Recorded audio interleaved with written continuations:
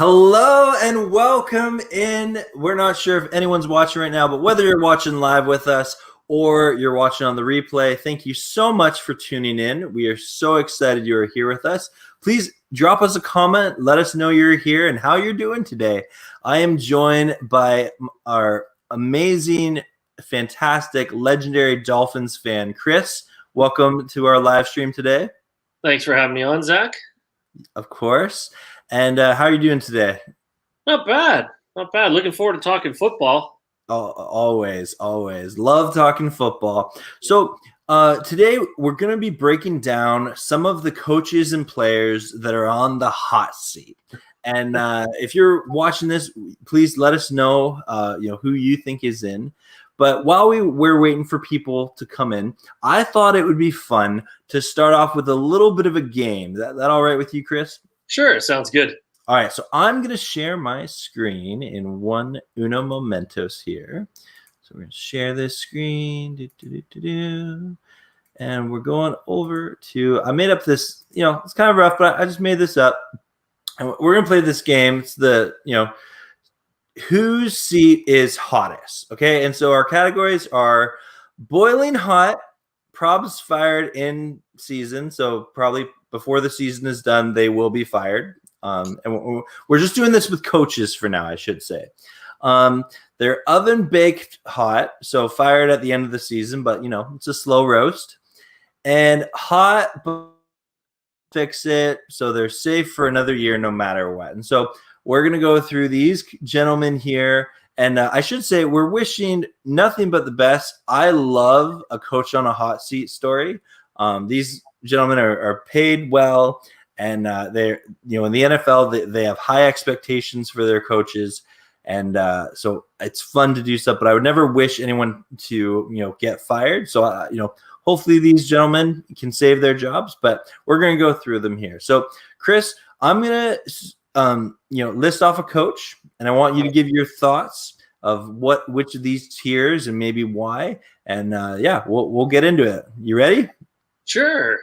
Okay, so the first one here is the Broncos head coach, Vic Fangio. He's a difficult one because I tend to tie coaches with the GM, right? Because a lot of the play in the NFL is based on your quarterback, and the quarterback's picked by the GM. So Elway's kind of missed on a couple of GMs. He's taken himself out of the GM role now. Fangio also had a lot of injuries last year. And he had poor QB play. But I can see him being in the oven baked hot, fired at the end of the season area because he's had a couple of years already. So okay, usually I think it's 3-4 years and then you're done and rebuild time again. Yeah, I agree. I think I don't see him getting fired in season just because I think the Broncos are a good enough team. I don't see them having a 0-7 start or something like that. I agree. We'll put them in the oven baked hot section. Okay. All right. Next one is Arizona Cardinals head coach Cliff Kingsbury. Yeah, he was tough too because I have him in one of the first two sections for sure. Okay. They've got the weapons for Kyler Murray. Their defense was ranked around 12th last year. Yeah, they started 5-2 and finished 8-8. Okay. And for me, that's a coaching issue. Yeah. You have the talent. He's just not getting it. So, yeah, if they don't start off well, I could see him being fired in season. I think as long as they have a chance at the playoffs, yes, he'll keep his job. Like they wouldn't risk firing him. Arizona isn't known as a franchise that makes these massive, dramatic headline moves. Now, not to say they haven't fired a coach mid-season before, because I believe was it Steve Welch? I think they have fired someone in the season 4. So you know what? I think I'm going to agree with you, and we'll put Cliff Kingsbury in that boiling hot props fired in season.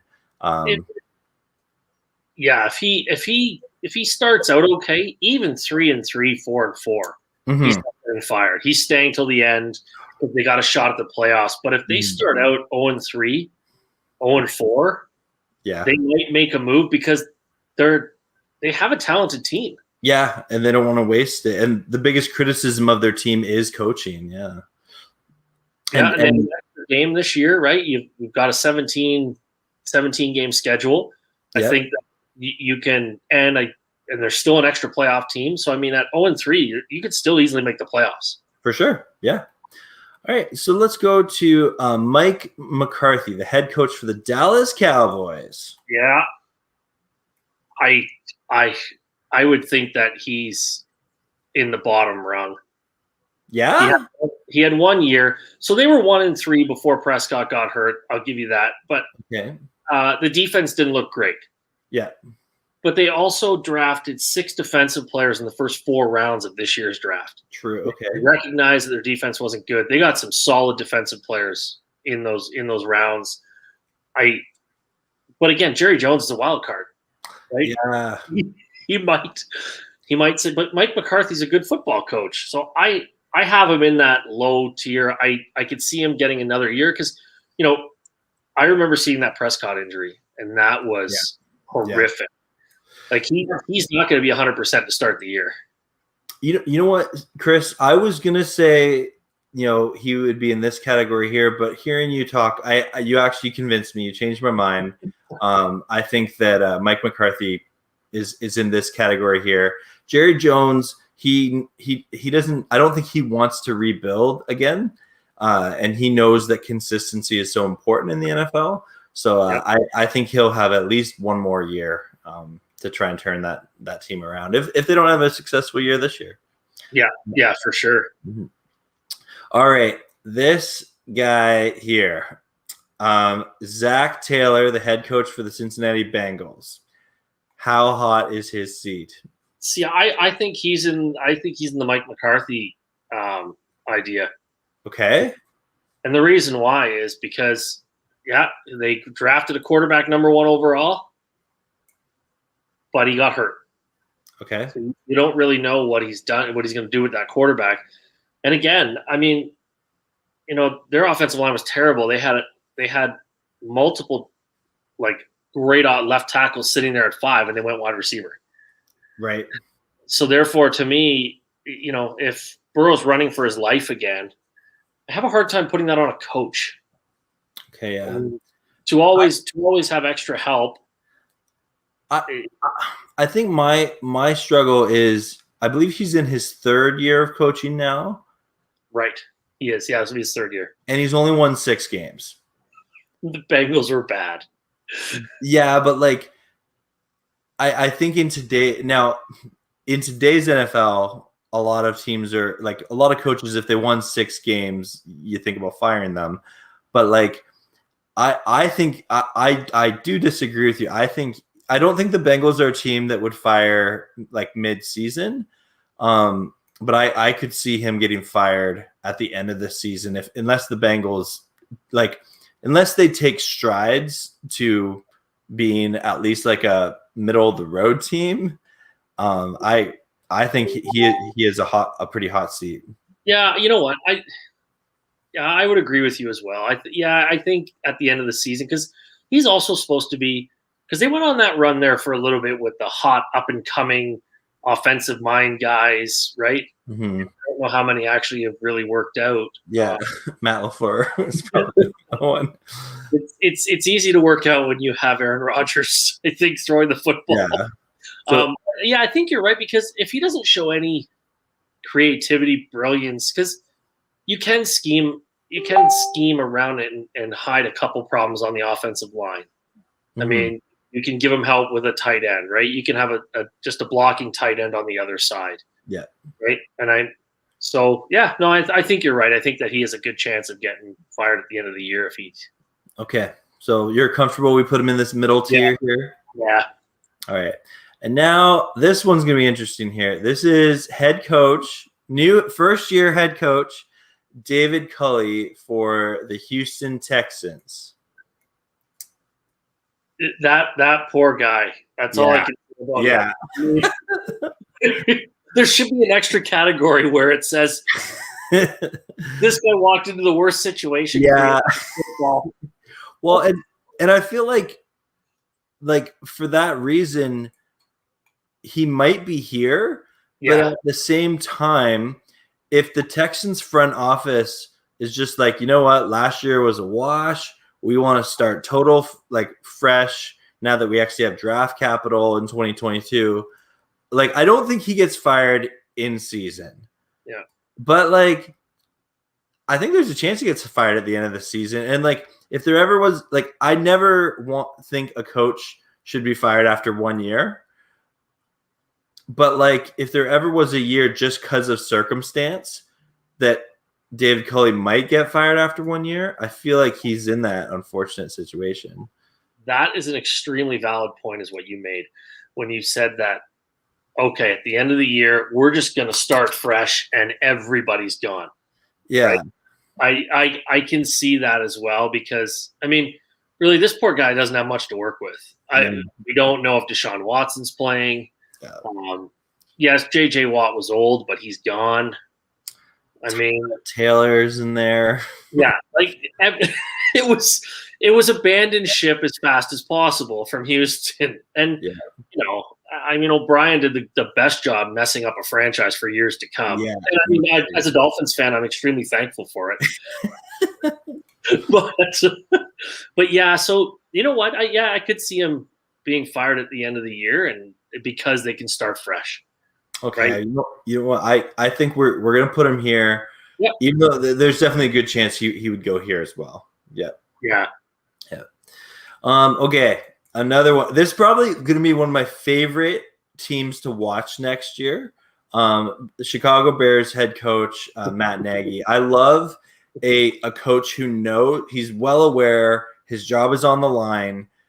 He's drafted a new quarterback in Justin Fields. He's got the veteran of Andy Dalton. Nick Foles is still there. I personally think if the Bears had a bad start to the season, he could very well get fired here. Easily. The Bears were a playoff team last year, but no one really considers them a playoff team, which I think they get a lot of disrespect. That defense is older. Yes. And, so if they can keep them in games, that they might be able to steal a few wins. And if Justin Fields can light up the league, but I don't know. I don't see I think this is actually a make or break year. I feel like Nagy is either this middle tier or this top tier. What do you think? I can easily see him being fired if they start 0-3. Yeah. I can see him being fired. I think he's going to start Andy Dalton. Yeah. Which I don't think at this stage in his career is good for anybody. Yeah. They go 0-3. You get rid of the head coach. Not 100% sure who the offensive coordinator is, but you let that guy be the head coach, and then you let Fields play. Yeah. And it's a wash for the whole year because even fans understand at that point, okay, we got rid of our coach. We're playing a rookie quarterback. Yeah. You can cut them some slack. Yeah. If they don't fire him and they're, say, 2-4, the fans are going to go nuts. Absolutely. Yeah. Okay. So I'm comfortable putting him in there's a, boiling hot. There's a good chance he gets fired in the season. Yeah. I could definitely see that with Matt Nagy. Okay, final coach on our little game here is John Gruden, who is still, I think he's in year 5 now of his 10-year contract. 4 or 5, I can't remember. Yeah, somewhere in there. Yeah. He has not made the playoffs since joining the Raiders again. Nope. And here's the thing, again, the Raiders are one of those organizations that they have a kind of an owner who just wants. He's a very hands-off owner by the looks of it. But even he has to know they're in a new city.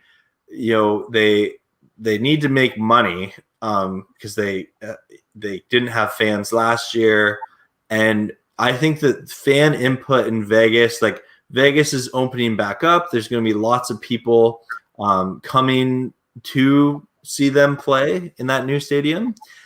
I think like if they got off to a bad start, like if Davis just loses all faith in Gruden, like you have to make a move. I don't know if the Raiders are an organization that would ever like fire a coach mid-season. So I think for that reason, Gruden is middle tier, at the end of the season, or he's safe for no matter year just because of his contract. What do you think? I think he's safe no matter what. And the reason why is because for two reasons, actually. One is he is really tight with the owner. They are very, very close. So it's hard to fire someone like that. And second of all, I think Mike Mayock's doing an absolutely horrendous job as a GM. I think that, like I was looking at their last, their draft picks. He took Cleveland Farrell at 4 overall when he was ranked low in the first round, possibly second round. Yeah. They've had 5 first round picks in the last, so in 2019, 2020. Really, Josh Jacobs is the only one that looks good. Ruggs was hurt last year. He might turn out to be okay. The safety isn't very good that they picked. Abrams. I mean, he's dropped the ball quite a bit. Yeah. I think Gruden did all right with Mariota playing for him last year. And yeah. So and they've won some big games, but then they've lost some like insane games of like why did you lose that, right? Like it's kind of the the definition of a average team that you beat some good teams, but then you lose them to some bad teams, right? Yep. But well, okay, this was a lot of fun, Chris. I think that I agree. I think we were right that Matt Nagy and Cliff Kingsbury are on the hottest seat right now. Yeah, and then these 3 gentlemen here definitely are on a hot seat, but I don't think it'll happen in the season. Maybe Zach Taylor, but I think their jobs are safe till the end of the year. And then I do think that Gruden and Mike McCarthy. You convinced me about McCarthy, but yeah, I think they're safe for probably another year, no matter what happens this year. So yeah, thanks for playing. That was fun. So we left off one coach who I think is definitely an in-season hiring. Oh, who? Doug Peterson in Philadelphia. He got fired. Oh, I'm sorry. Yeah. Yeah. Look at me. I didn't even notice. I thought he was still there. Yeah, no, he did get fired, and he's how much I follow Philadelphia right now. Yeah, no worries. I forget they hired a guy that I hadn't heard of. I forget his name. But yeah, he had an awkward opening press conference. But you know what? Okay, you know what? That's ringing a bell now. Mm-hmm. Yeah, his press conference was really bad. Yeah, sorry. Yeah, I totally forgot. For some reason, I thought Doug Pearson was still there, but yeah, so. Yeah, no worries. Yeah. You watching right now, comment. We want to know who, do you think our list is pretty accurate, or do you think that some of those seats are a little hotter than we think? But Chris, we actually have a couple comments here. I'd love to give some shout outs. Sure. So we got Rams House. He's saying, "What's good? Always a pleasure to see you, Rams House. Love your content. Thanks for supporting the channel and stopping by." Then we got Old Man Ghost, brackets Old Man Ghost, one of my favorite subscribers. He comments on my Rams video. He is a lifelong Rams fan. Hello, Old Man Ghost. Thank you so much for joining us today.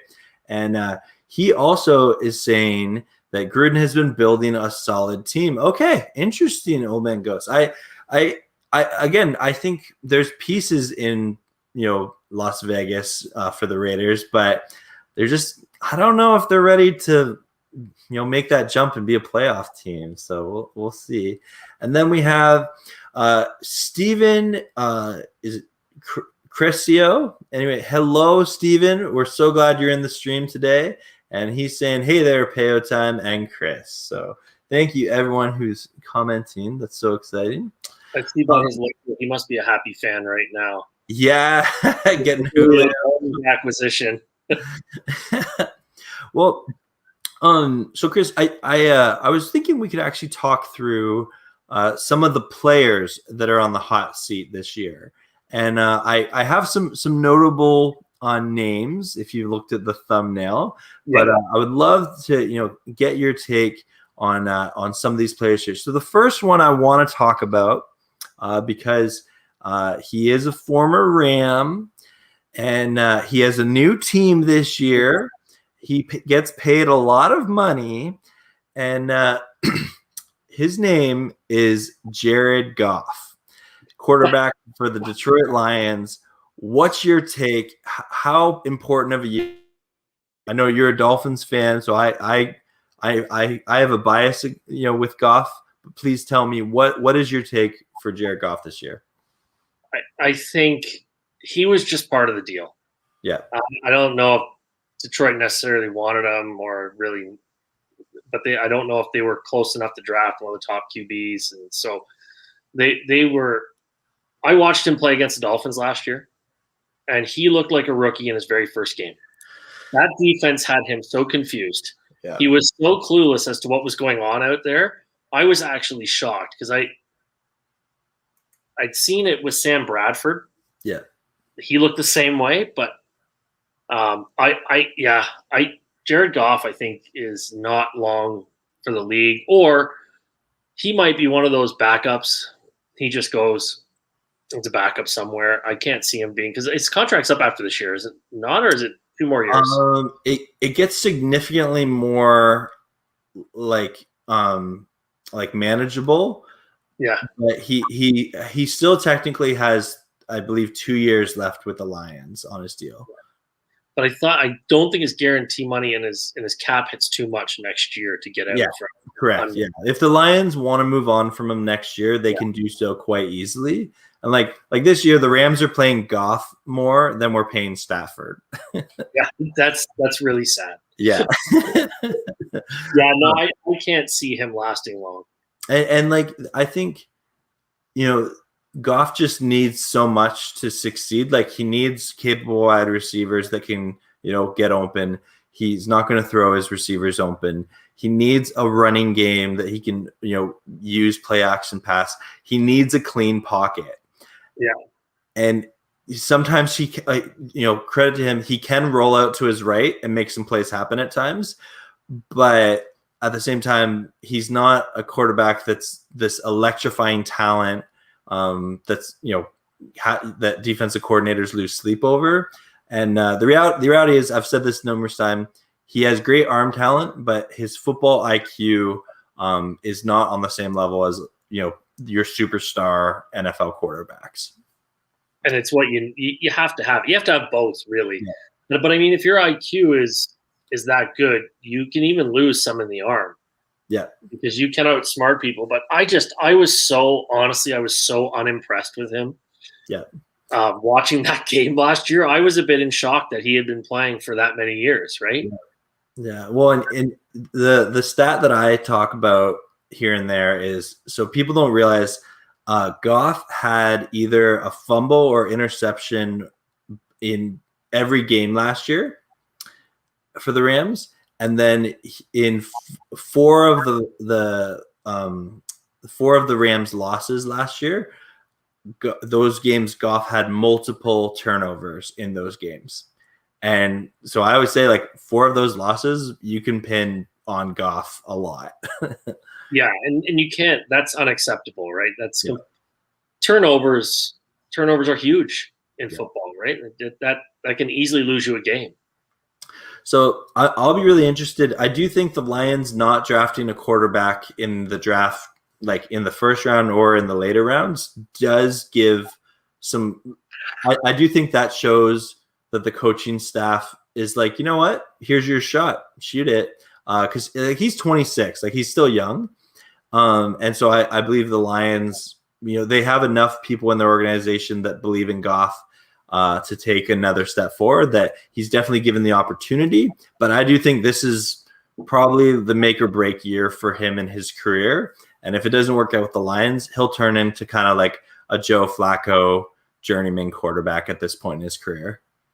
I think the Lions set it up nicely, though. I think that they did take Sewell in the first round, which is he Mhm. was, him and the left tackle out of Minnesota, I believe it was, were neck and neck as far as 1A, 1B. Yep. So and most offensive tackles have a little bit, it takes a couple years to get in the groove. Yep. So it's perfect for the Lions, right? You have Goff back there for a year. If he doesn't impress you, all of a sudden you have your franchise left tackle in his second year when you throw a rookie quarterback behind him. Yep. And Absolutely. so I think it works out well. I think it works out well for everybody. Mhm. Yeah. Oh, I agree with that. I'm gonna try to, I'm still experimenting as a live streamer. We're gonna change up our camera angle just a little bit here, and so okay, so that's Jared Goff, and then you're a Dolphins fan, and so I want to hear about it. Tell me about Tua. How important of a season is it for Tua this year? He's got such a bad rap in the public, and we were talking off air about this too, because so last week they had a 2-day mini camp. The first day it was literally a monsoon tropical storm. He threw 5 interceptions. National media picked it up and ran wild. Yeah. And the next day he throws 2 50-yard touchdown passes plus 4 more touchdown passes with 0 interceptions. And for an entire drill, the ball didn't hit the ground. And so not picked up by national media. But as a fan, I'm going to say the same thing I did on Twitter. This is June. They're wearing shorts and T-shirts. It doesn't matter as much what he's doing right now. But I think it's a big year for him. He wasn't healthy last year. Yeah. You see him this year. He's a lot different. But the way the Dolphins are set up, so they have San Francisco's first-round pick next year. And then 2 years from now, we have San Francisco's. We don't have our own first-round pick next year, so we just have San Francisco's. But the following year, we have 2 number ones again. Right. And so we have a tremendous amount of cap space open next year. I think if Tua does not play well, I can see us going back to our best friends, the Texans, and making a deal. Okay. Deshaun Watson wants out of there. Yep. The Dolphins have a tremendous amount of cap space. They have, 3 first-round picks in the next 2 years. So you put a couple of those together with Tua, with something else maybe, and you can get a deal done. So I think this year is big for Tua. And I'm a fan of his. I loved him coming out of college. Well, and I think the biggest thing that Tua, and it's unfortunate of just the circumstances, is so in your division, you have the Bills that are a powerhouse team. You have the Jets who are full on rebuilding, and you have the Patriots who, even though they were a banged up team and they lost a bunch of starters due to the pandemic, they still won 7 games. And they had some close games. So like they're a competitive team. They're not like a terrible team. Yep. So then you have the Dolphins in there who you look at that division, and I just think that if there ever was a team that, maybe that it's tough for them to compete for the division title, but they need to at least get in that wild card spot and make the playoffs, win a playoff game. And I think with Tua, like there were just times last year he kind of noticeably looked like a rookie quarterback trying to figure out the speed of the NFL. But by that same note, people forget players get better. Young players get better. And I believe Tua is a prime candidate, now that he'll have a full off season, to take that next step forward. Well, I think we talked about this in the other video as well when doing the draft or the year prediction for the Dolphins schedule. But, he didn't have an off season last year. So he was rehabbing. So he rehabbed all the way up until. So this year he had an off season. He went to a trainer in Miami. He's trained. He's thrown to the wide receivers all off season. Which is, adding Jalen Waddle and Will Fuller. Yep. Is big because they're speed guys. Absolutely. Yeah. And so I think there's no I don't think there's many excuses for him this year. I could give him a ton of excuses last year, right? Yeah. You had hip injury. You've got an offensive coordinator who built the system for Ryan Fitzpatrick. Well, they're 2 totally different quarterbacks, right? I mean, his wide receivers were hurt most of the year. Devontae Parker missed games, and Gesicki missed games, and Preston Williams was out right away, so he missed almost the whole year. There's lots, but this year they're healthy. They added 2 big-time wide receivers in. Well, definitely in Will Fuller. He's proven in the league that he can play and that he is a touchdown guy. And then Jalen Waddle is just a pure speed guy. For sure. Devontae Parker back. So, yeah, so I definitely think this is a huge year for Tua. Yeah. And you know what? I'm here for it. The Dolphins are definitely a team I'm going to be paying attention to. And, that'll be really cool. But, Chris, we do have I see a really awesome YouTuber, CG Ruthless Sports. He's saying, "Hey, Peo Time, great stream." Well, I really appreciate that. We're thankful you stopped by to tune in for a bit. And he has a comment here about Miami. Excellent. He says, Miami will be fine. They're building up the right way. Building through the draft was exactly how New England built their dynasty. So CJ Ruthless Sports, he's saying, Chris, that he's liking what the Dolphins are doing. I agree. I've been a Dolphins fan my whole life, and this is the first time I've really been optimistic about the GM, the coach, and the team sort of all at the same time, right? Yeah. Got all excited when Bill Parcells came in, thought he was going to be great. Even, Jimmy Johnson back when he ousted Marino. Yep. I mean, you had high hopes, but it was one piece. It was not all three. I like the coach. I like the GM, and I like what they're doing. They are building through the draft, and they've got a lot of good young players that can make significant jumps this year. For sure. Yeah. Well, Chris, I know you can talk Dolphins all day, and I love talking football with you or with anyone. But the next player I would like to discuss is quarterback of the Atlanta Falcons, Matt Ryan. I was looking forward to talk about Matt Ryan. Yeah, because before we get into it, I want to say this. I've loved Matt Ryan as a player. I think he's a class act. I think he has been the victim of some bad coaching decisions multiple times. He has been he has always had a pretty decent wide receiving core. The Falcons don't get enough credit. Like Julio was great for many years, but they've had other great wide receivers, Rodney White, Calvin Ridley. They're a team that they haven't had a terrible wide receiving group.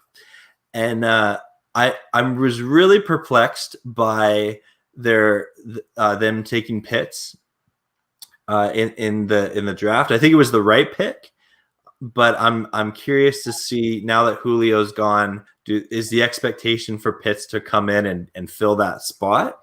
But with Matt Ryan, I really think with the new coaching staff, new regime in Atlanta, that if they could trade him, next year after seeing what the Rams got or what the Lions got for Stafford, if they could put Matt Ryan in some sort of trade like that, I think the Falcons would do it. So I looked up a few numbers because I'm perplexed by what Atlanta's doing. I have no clue. So you draft your tight end at 4, right? First of all, you change Matt Ryan's contract. You restructure it last year, which ties you to him almost for 2 years. Mm-hmm. So if they released him this year, it was a $65.4 million cap hit. It was massive, yeah. Next year, the dead money in 2021, this year was $24.9 million after June. Next year, it's $40.5 million. You have Matt Ryan for 2 more years. You're stuck. Yeah. And I guess if you were going to do it, it probably would have been this year because you could have drafted a quarterback. You were right there. You could have drafted Fields. The money is just so much that how do you get out from under that? Yeah. Yeah, that's that's definitely I did thank you for looking that up, Chris. I knew the Falcons cap situation was terrible, but that really goes to show just how brutal it is for them. Wow, okay. So so even if Matt Ryan has a rough year this year, it doesn't look like they really can move on from him. Not at 40.5 million. That's 25% of your. Well, it's a little over 25% of your cap. Yeah. Then what do you do? I guess the one situation, if you know you're going full on rebuild, Yes. because that's why the Lions were okay to take on the rest of Goff's contract. Yeah. Now his contract is not that. Yeah. I think if you're like, okay, we're gutting the the roster to start a full on rebuild, then you're okay absorbing that cap hit. Now you have to have an owner who's willing to do that, and not every owner is Stan Kroenke. So yeah, that's a big cap hit. So yeah, maybe it is an important year for Matt Ryan's career, but maybe the Falcons just have to be like, you know what, like with this kind of money, like we're okay with Matt Ryan no matter what. Yeah, ride or die. I that's what I couldn't figure out. So you trade Julio Jones for a second round pick because you're in cap trouble, right? Like they are in cap trouble, so they trade one. Like, okay, Julio hasn't played a full season in 2 years, but when he's on the field, he's ridiculously good. Yeah, I don't think the tight end's coming in and being Julio Jones in year 1 or year 2. Yeah, I mean, Julio Jones wasn't Julio Jones in year 1, so. Yeah, the Matt Ryan one was interesting because I saw him on the thumbnail and I looked him up because I'd read a few things that didn't give dollar figures, but I'd read they were pretty much tied to him for 2 years once they restructured him. But if you think about it though, if you get rid of him, you're only paying the new quarterback $1 million, $2 million in his very first year. Yeah. So all in all, it's a $42 million cap hit for your quarterback, like with Matt Ryan gone, which is, I guess, the going rate of a top end quarterback these days. Yeah, you just don't have one. That's all. Yeah. Well, Chris, we do have a couple of comments here that I would love to shout out here. So, Steven he's a Titans fan. He's saying that's right because my Tennessee Titans took Julio Jones, his top receiver. Yeah, so that definitely adds the fire to Matt Ryan's hot seat for sure. Thank you, Steven. Yeah. Old Man Ghost, he's saying he's having some computer problems. I'm sorry to hear that, Old Man Ghost. Thank you, because I don't know what is going on around the league, so I'm definitely interested in everyone's input and opinion. Awesome. Well, definitely thank you for watching on the rewatch. Please like and big fan of that. Thank you, Old Man Ghost. Yeah. And Steven is also saying, if Matt Ryan gets traded in 2022, I can see him in Houston. So the Texans would be free to get rid of Watson. Okay, that's an interesting theory. Okay. That's actually a really good idea. Yeah. They make similar money. Yeah. Houston gets rid of what they think. Well, I mean, Deshaun doesn't want to be there anymore. Yes. and then Matt Ryan plays for 1 or 2 years in Houston. Houston drafts a quarterback, and that's actually a great idea. Yeah, I agree. Yeah. Great. Thank you, Steven, for that yeah. comment. Yeah, that's really. Old Man Ghost, he's still here. He said, if the Titans are still solid like last year, watch out. Yeah, the Titans are a team to watch. That's for sure. They are a very scary offense now. It'll be interesting if they can, they get criticized for their defense a lot. Yeah. I think if they can even put a top 15 unit on defense combined with that offense, it'll be interesting. Again, there's a little bit of Rams insight. The Rams lost Josh Reynolds to the Titans this year. He's the receiver on the Titans no one talks about. Very capable number 3 wide receiver. So you have AJ Brown and you have Julio Jones. And then they also have Josh Reynolds. So they have upgraded an already good offense. Yeah, they have 3 premier players. And I'm not I'm a Tannehill fan. I think he's a good quarterback, but you got Derrick Henry, Julio Jones, and AJ Brown now in that offense. For sure. We have one more comment here from Steven. He's saying, well, Janoris Jenkins had quite the minicamp workout. I didn't see that, Steven, but maybe you saw something that Chris, did you see anything about Janoris Jenkins having a No. I didn't see any. I didn't. But I think a lot of these mini camp workouts don't make national news unless they're for something big? Yeah, like a rookie or like because Janoris has been around for a while, good football player. But yeah. Former Ram. Always have to give a shout out to the Rams, Anyway, all right. Well, let's talk about our next player that I'm really excited to talk about. Quarterback for the Minnesota Vikings, Kirk Cousins. Oh, what do you think, Chris? Is this a make or break year for Cousins in Minnesota? Yeah, I didn't look up his contract, but I would think so. Yeah. He's just always been kind of there. Yep. It's like, he has flashes of brilliance every once in a while, and then it just doesn't look good for a while.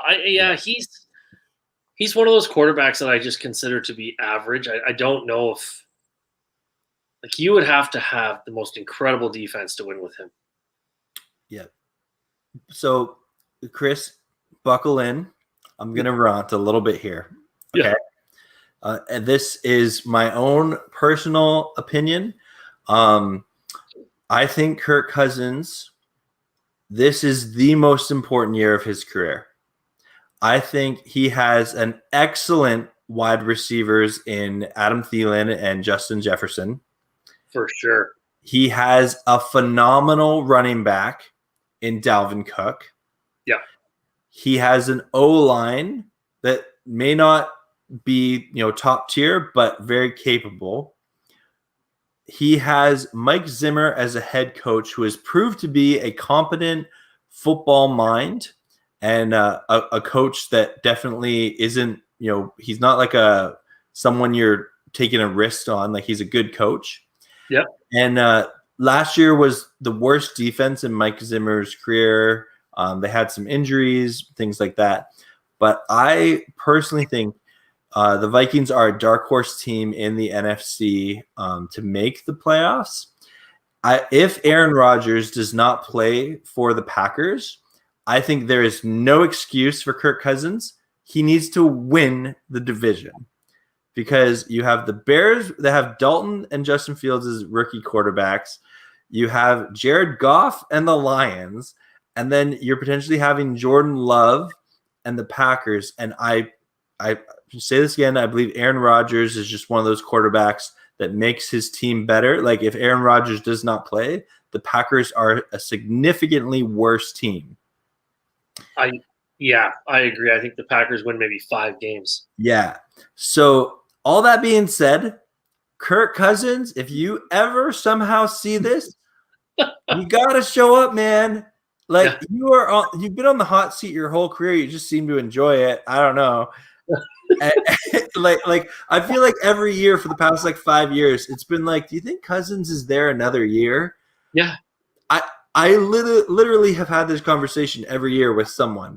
Yep. But Chris, I tell you this as a football fan, this has got to be the year. Like, if he doesn't produce this year, I just don't see how the Vikings can move forward. Like, the fan base, there's just, how do you move forward with Cousins if he doesn't produce this year?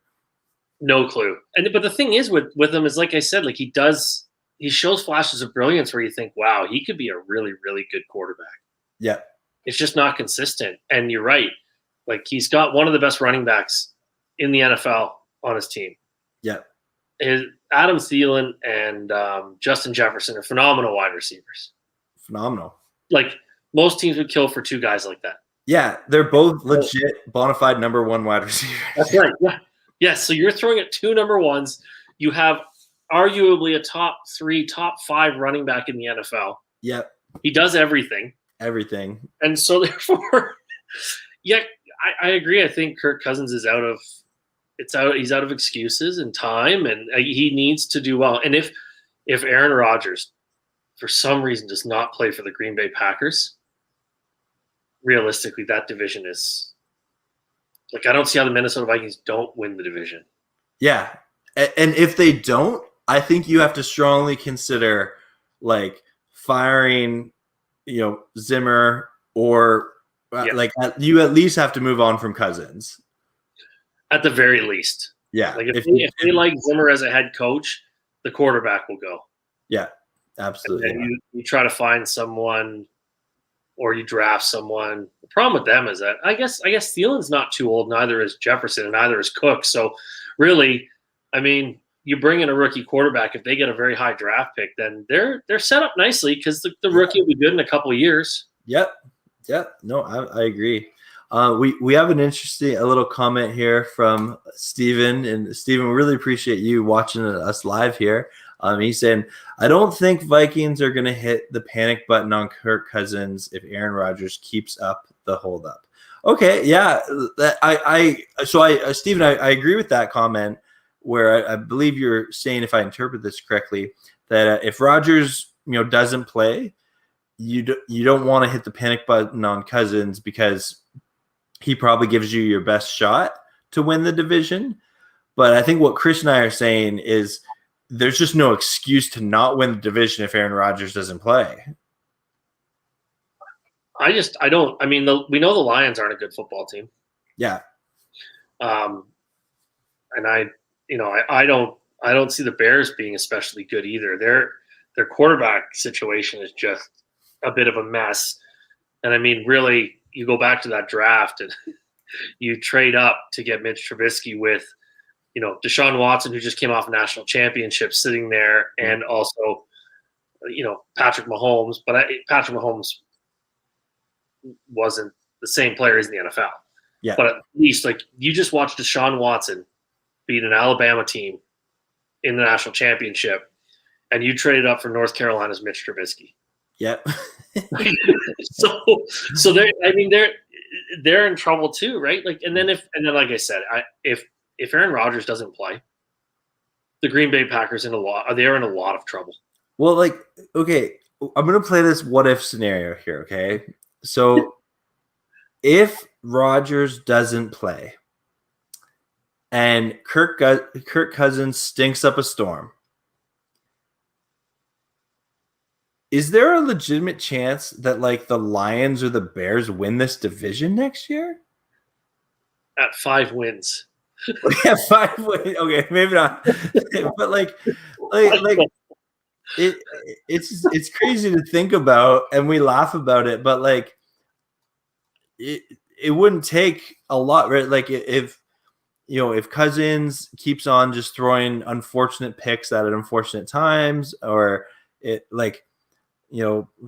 unless Jordan Love really is secretly this amazing quarterback that, he is the greatest mystery in the NFL right now.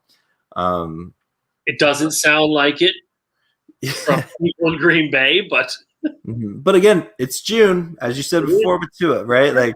It's June. So maybe Love comes and lights up the league.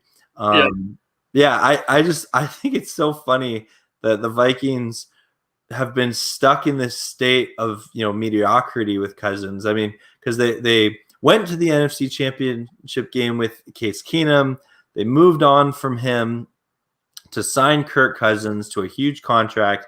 I know he's reworked his contract a few times in his duration there, but at one point, every year I feel like you talk to NFL fans or Viking fans and you just say, do you think this is his final year with the Vikings? Yeah. And I don't know if I've ever had a quarterback that you felt that way with in the NFL, just year after year after year. You're like, yeah, it might be his last year. I can't think of one. Honestly, I can't think of one off the top of my head. No. He's just that guy. Yeah. Okay. Now to let's ask this question. This year, do you think the Vikings had a case to move on from Kirk Cousins when they could, they probably wouldn't have gotten Stafford if they made that trade, but they could have gotten Ryan Fitzpatrick. I'd take him over Cousins. That's an iffy one, mostly because Fitzpatrick is not careful with the football. Okay. Yeah. He doesn't look after it that well. Okay. And so we talked about turnovers earlier. Like you Goff, right? You said Goff had one in every game. Well, people were all upset when they took Fitzpatrick out last year, but I think he was like 5th in the league in interceptions at that point. Okay. But what about the Vikings? They could have drafted a quarterback. Like they could have had Mac Jones. They could have had. He could have traded up for Fields. They could trade up for Fields. They could have had Tyrod Taylor. You could make a case that you could have tried to trade to get Gardner Minshew from the Jags. See, that would be that would be nice. I'd take Gardner over Cousins. I would 100% take Gardner over. Yeah, Cousins. Like he has a way better supporting cast in Minnesota than he did in Jacksonville. Yeah, so I just think that I feel like no one's making excuses for Cousins, but like there's just no consequences to his mediocrity, right? Yeah, for sure. That I love that idea. Gardner Minshew to Minnesota. Yeah, that would have been fun. we know he's not playing. Yeah. Well, we have a couple of comments coming in here. Steven is saying, I still see Vikings or Packers win the NFC North based on your scenario, payout time, but as the 4th seed of the NFC. Yeah. I agree. And Steven, thank you so much for listening. You've been rocking being on the stream. I hope you're enjoying it as much as me and Chris are. I know we're having a good time. Yeah. But it's I think the Packers are the favorite to win it if Rodgers plays. But if he doesn't play, I think the Vikings have no excuse, and Kirk Cousins needs to win the division, not just like trickle into the playoffs on a wild card 7th seed. They need to win the NFC North if Rodgers is not there. And I think he needs to win it convincingly too. If Rodgers is not there, not beating, the Lions by 1 game or the Bears by 1 game. Like you got to win that division running away. Yeah, absolutely. Last Sane Prince, welcome to the stream. So glad you're here. He's asking, didn't the Vikings have a serious kicker problem like the Rams early last season that cost them games? Yeah, I guess, okay, that's fair, Last Sane Prince, to bring that up. We talk on my channel a lot about the Rams kicking woes of 2020, but that's not we're talking about the Vikings and Kirk Cousins here. They did lose some close games now that you mention it, but I don't think that takes all of the blame off of Cousins moving forward. And then Rams House TV. Hey, guys. So glad you guys are here. Love your content. And they're just tuning in here. Thank you, everyone, tuning in this stream. So excited you're here. Chris, you having a good time? Oh, excellent time.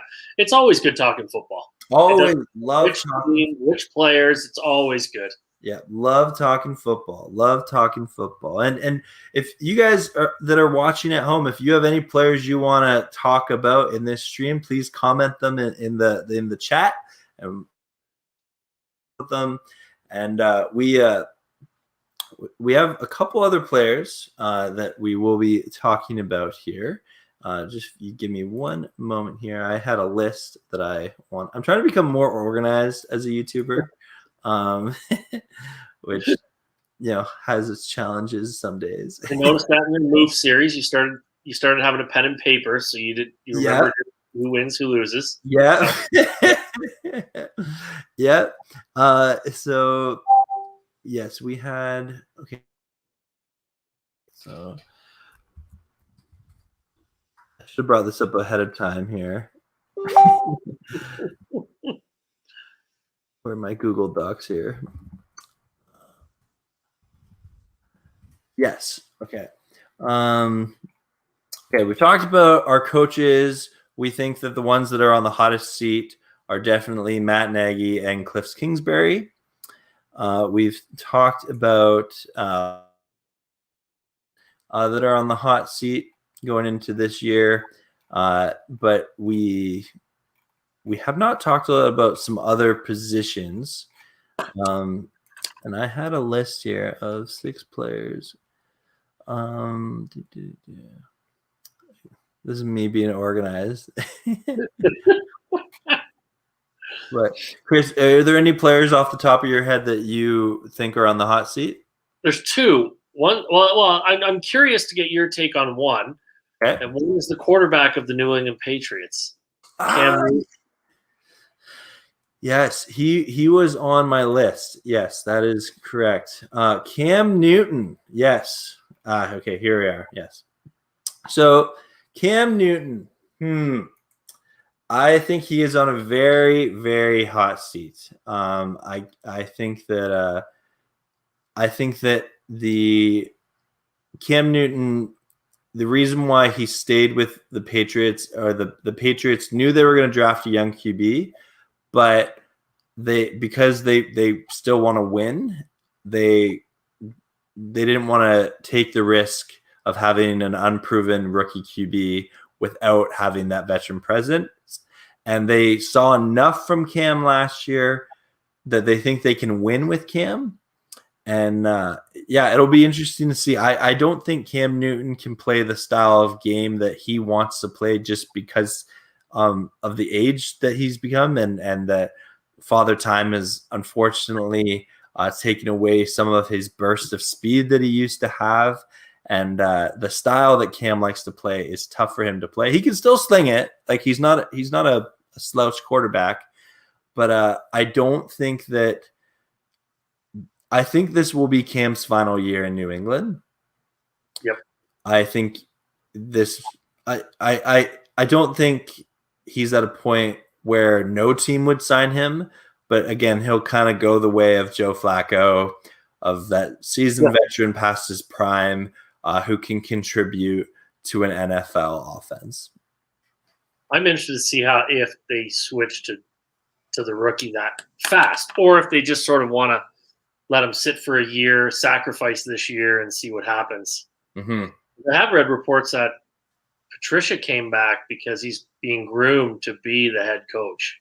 Yeah, I've heard that, and I wonder if Bill is like, okay, well, I don't want to rebuild. We'll call it a day and just ride off into the sunset with his bajillion dollars and yeah.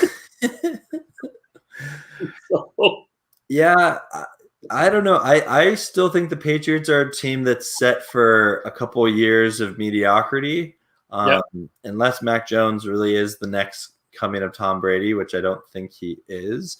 I don't think so either. A lot of Pats fans think that's the case. I heard Jarrett Stidham was the next coming of Tom Brady, though. Yeah, I heard. Yeah, I remember that. Oh, so I'm not sure, how Jarrett's doing in mini camp, but I'm pretty sure he's not number one on the depth chart or two. Possibly cut. Yes, he might not even be in football soon. Yeah. And so there you go. Yeah. Chris, before we talk about our next player, though, we do have some comments coming in here.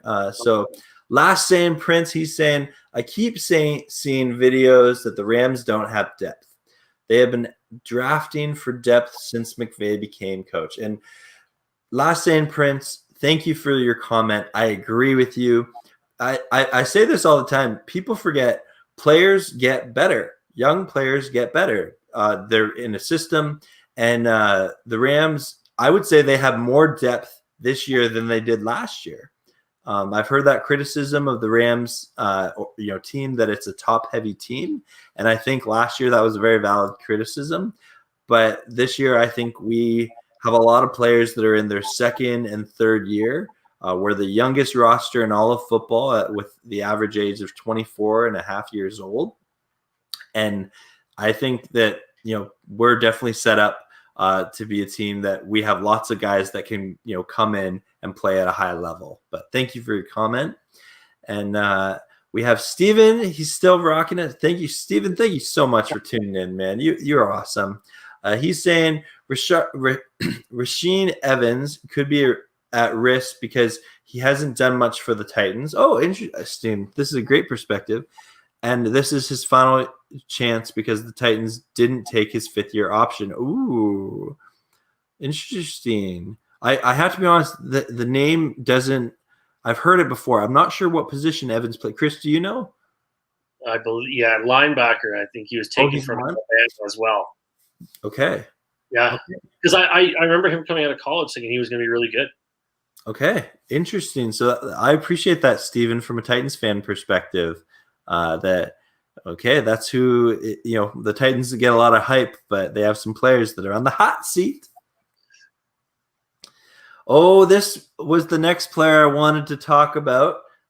So Last Saint Prince, thank you so much. He has two comments here. We're going to combine them together. So he said, how about Garoppolo for being on the hot seat? And then he's saying, do you see Garoppolo being a starter after this season? So, yes. Wow, Jimmy Garoppolo is on the hot seat. We know they drafted his replacement. He knows that the Niners drafted his replacement. But, Chris, what do you think about Jimmy G? I thought Jimmy G was destined for a return to New England, personally. Okay. I'm surprised. I thought he was going back there this year. I thought that was going to be a draft day trade, and I thought San Francisco would have taken a quarterback early. They did, and so they traded a lot to get that quarterback early. And so therefore, it wasn't the quarterback I thought they were going to take. I mean, I think Justin Fields was more ready to start than the guy they picked, and I'm drawing a blank now on who they picked. Trey Lance. Yeah, that's right. And so, yeah, I think Garoppolo is 1 year. If he does not, because he's sort of, I don't know, he's kind of like the guy we're talking about, Minnesota. I mean, Garoppolo's been okay at times, and at times he's looked bad. And no, he was hurt last year for part of the year, and so I can't see him being there for more than a year. I think Trey Lance gets to run with it next year, and personally, I think that works out great for the Dolphins. It always comes back to the Dolphins for you. Well, they do have San Francisco's first round pick after next year. Oh, right. The next two, so yeah. I think the important thing to recognize with Jimmy G is, like, we've said it before, we'll say it again on this channel. The best ability is availability. Jimmy G has not been available. Nope. Like, the 1 year that he was the starter the whole year, they made the Super Bowl. So fantastic. Yeah. And when he's there, I do think an underrated attribute of Jimmy G is an elite arm talent, but he is a quarterback that makes the players around him better. He does have that as part of his game. And he is really good at putting his playmakers in a position to score. Whether that's your stable of running backs or your wide receivers, which, besides Kittle at the tight end position, he doesn't really have a top tier. I guess Brandon Ayuk started to come on towards the end of last year, but he had a good ending of the year for sure. Yeah, but it's not like he has Adam Thielen and Justin Jefferson like Cousins does, right? So I think that you can criticize Jimmy for a lot, but you have to give him credit. When he's there, he wins. Yeah. I think that Jimmy has a chance to save his career.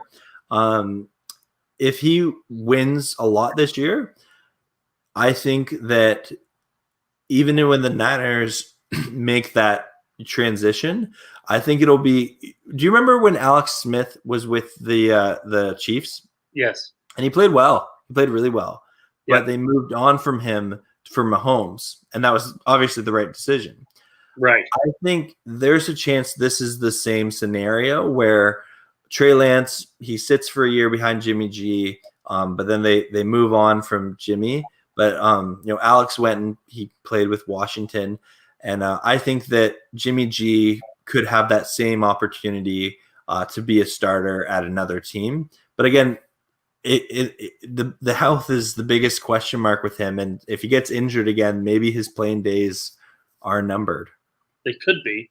Yeah, that's probably a more valid point, that he's just never available, rather than he's good and bad. Like he's good sometimes, bad other times. I think that. But if you're not available, it's just not. It sucks because he's your quarterback, right? Yeah. I mean, he's important with a wide receiver. Julio Jones hasn't played a lot. He's missed a few games the last 2 years, but still, you can put somebody else in that's salvageable for those couple games. You have Calvin Ridley still playing. Yeah. You put one quarterback, and usually your backup quarterback isn't a star. That's why he's the backup quarterback. Yeah. And so, but it'll be interesting to see how because if Jimmy G gets hurt and then Trey Lance comes in but doesn't light it up, then do you keep Jimmy for another year? I don't know. Yeah, I think the Niners move on from Jimmy after this year, and move on to Trey Lance. But I think that as long as Jimmy's healthy and he plays well this year, he'll save his career. But he's definitely on the hot seat. Definitely on the hot seat. Yeah. We have a couple of comments here. And you know what? I'm going to ask you, Chris, this question coming in from Diego Sosa. Thank you for tuning into the stream. So glad you're here. He asked the question, which head coach is better, McVay or Vrabel? Now, I'm biased towards McVay, but I'm asking you, Chris, as a Dolphins fan, unbiased opinion, who would you take as a head coach? That's tough. Yeah. Right? Vrabel's defensive minded, McVay's offensive minded, right? You have two totally different animals.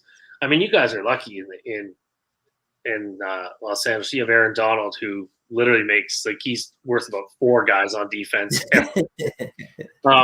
Because I think Xavier Howard had one of the best years in football last year as far as defensive back goes, and I could not be upset that he didn't win Defensive Player of the Year because Aaron Donald won it. Yeah. So I know it's tough. I like Vrabel as a head coach as well. Yeah. I like him. I would like his style of coaching better because he's hard-nosed, tough, defense, let somebody else worry about the offense type idea. Yeah. And defense does win championships. Okay. You can definitely 100% win. Well, Baltimore did it. I mean, Trent Dilfer won the Super Bowl throwing, I believe it was 18 passes. Yeah. So, but I think they're both awesome. I think they're both great coaches. I don't even know I don't know who I would pick. Yeah, and you know what? I think one of the reasons you'd maybe want Vrabel right now is look at the Titans before Vrabel got there.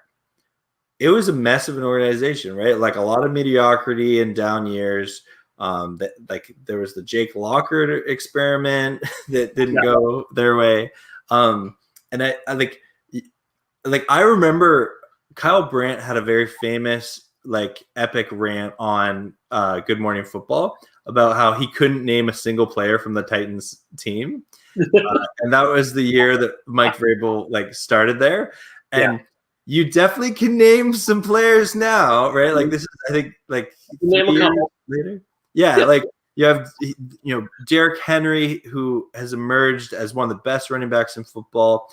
AJ Brown, one of the best wide receiver. Ryan Tannehill, former Dolphin. He's rejuvenated his career as he's a very capable, and I would say, definitely a top 12 quarterback in the league. His stats in the last 3 years alone put him in the top 5. Actually, okay, there you go. Yeah, let's be honest, right? You have a decent offensive line. Yeah. You have a guy named Derrick Henry, and you have AJ Brown, and even it was Corey Davis on the other side. Yeah. And they had a 2 decent tight ends in Jonnu Smith and Ferkster. Absolutely. Right? Jonnu Smith went down a couple of times last year. This Ferkster guy steps in and does the same job as Jonnu Smith. I'm not saying Tannehill is one of the best quarterbacks in the NFL because I don't think he is. I don't know. I could probably think of 10 quarterbacks that I'd rather have. Yeah.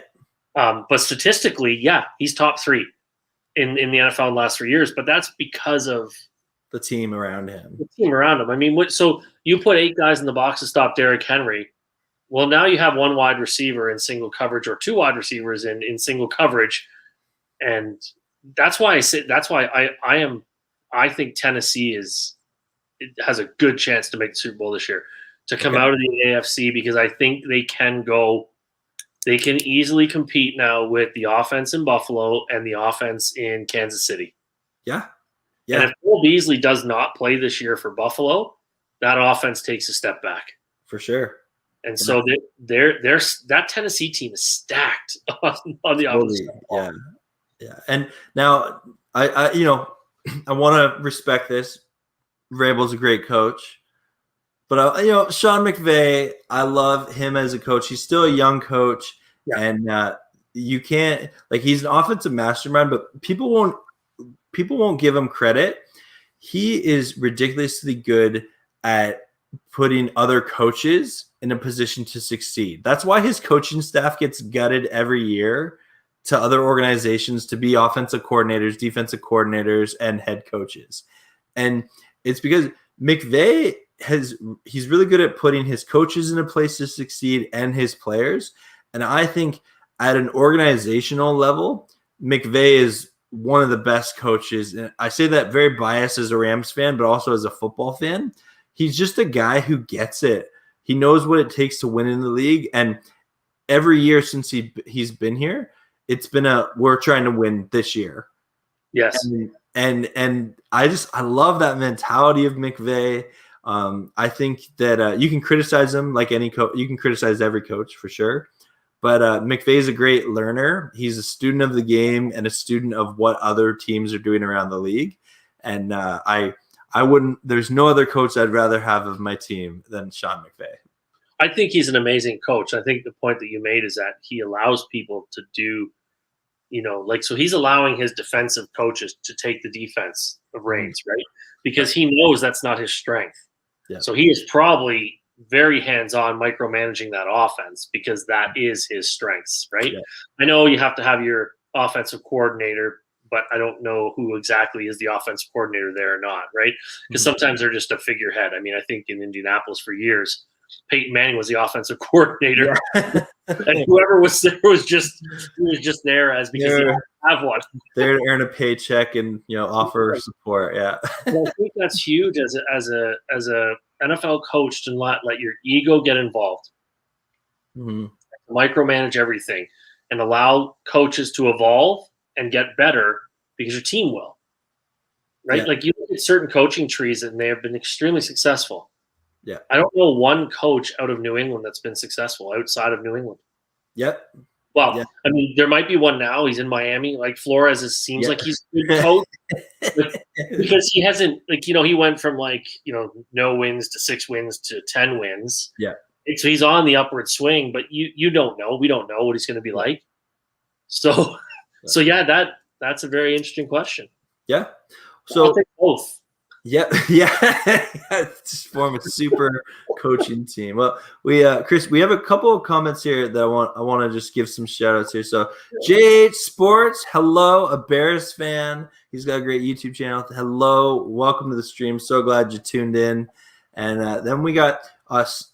Last name Prince. I am going to get to your question here, but I want to get to this one's first, just because it is talking about the Titans.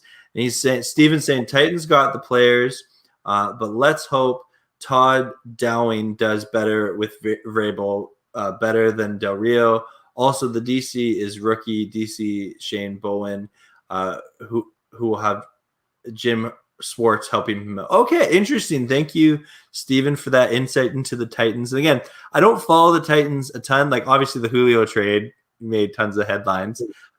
So I appreciate hearing other fans' perspective of what's going on in their team. And it sounds like the Titans, their coaching staff got a little bit gutted too last year, and so they have some new faces in that coaching room. That I'm excited to see that.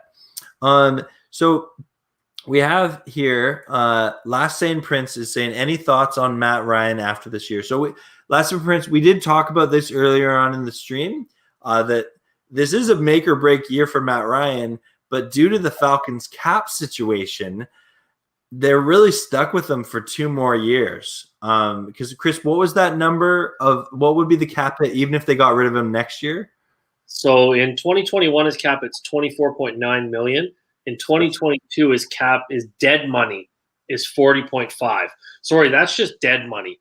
That's not as complete. His cap hit could be higher than those 2 numbers.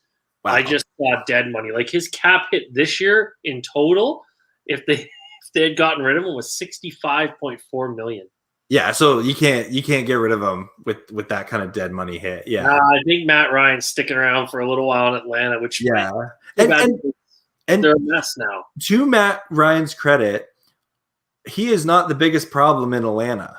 No, Like it'd be different if he was the root. Like I think if there was a player that needed to be cut between like Cousins and Ryan, I think Cousins should have been cut way before Matt Ryan ever should.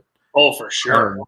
And I like Matt Ryan as a player. He's fun to watch. And I think that he potentially could have a good year.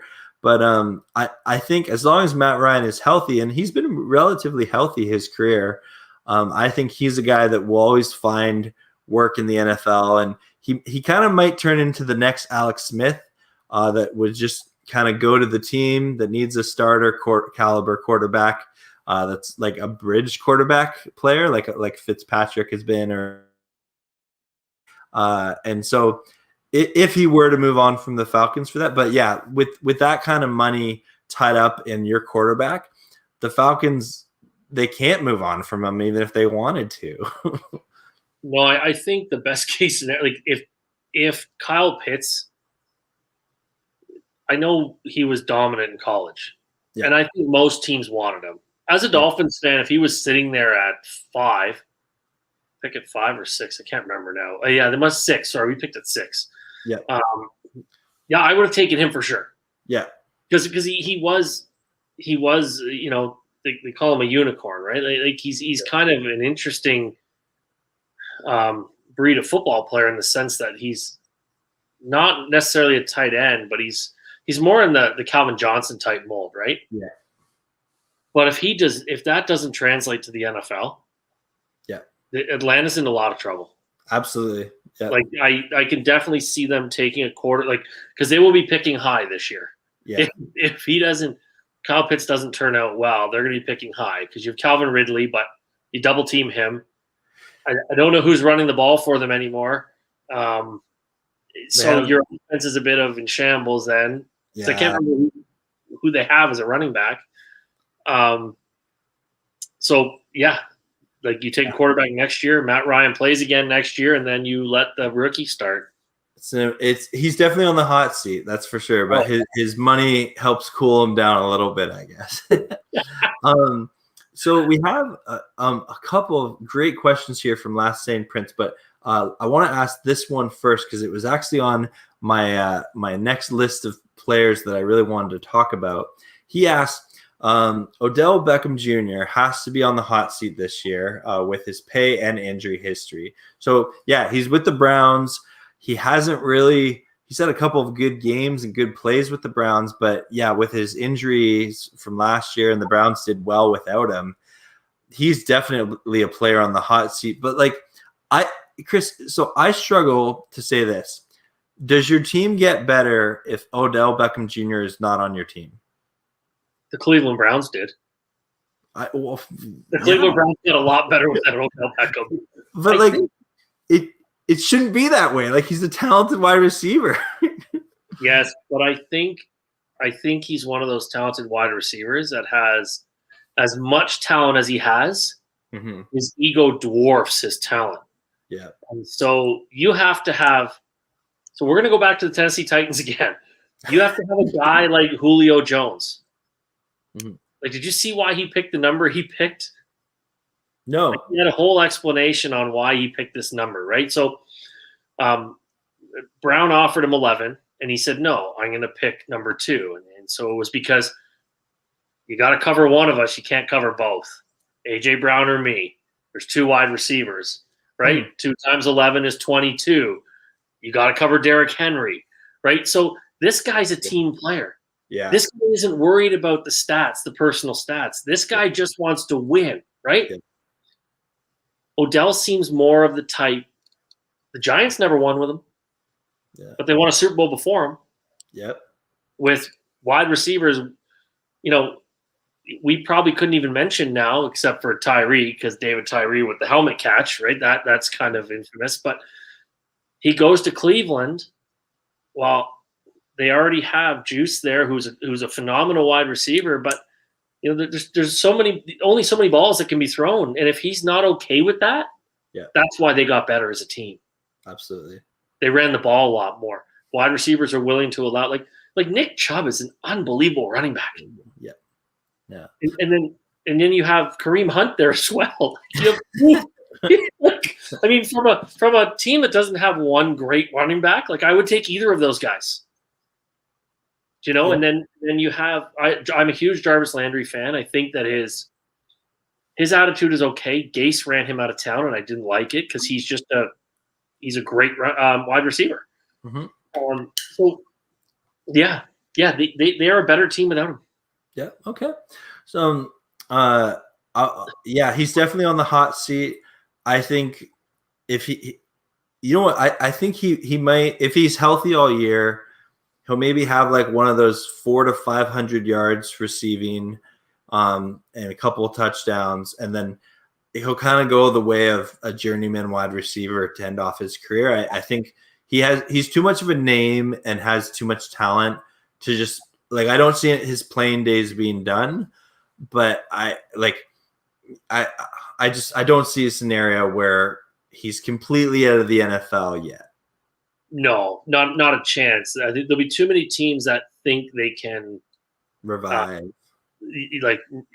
his career, change him, however you want to state it, right? I mean, how many times have we seen that, the reclamation projects and all that stuff? Especially if Antonio Brown can get as many chances as he's gotten in the NFL, then OBJ definitely will get another chance.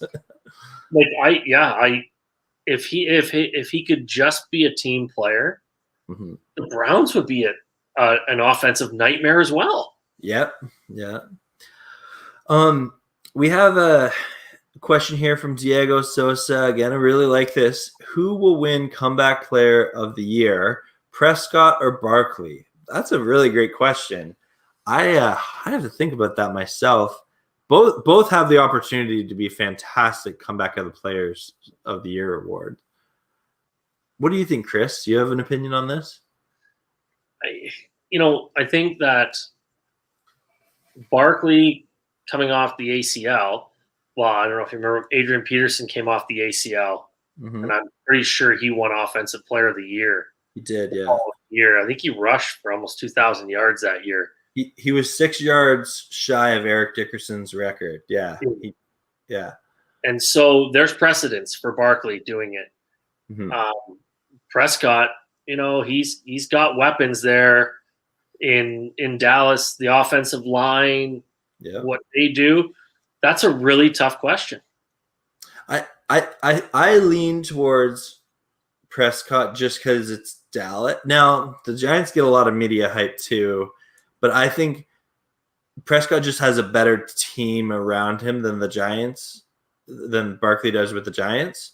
Well, yeah, because he's got a couple really good wide receivers, mm-hmm. and I think Ezekiel Elliott's an excellent running back.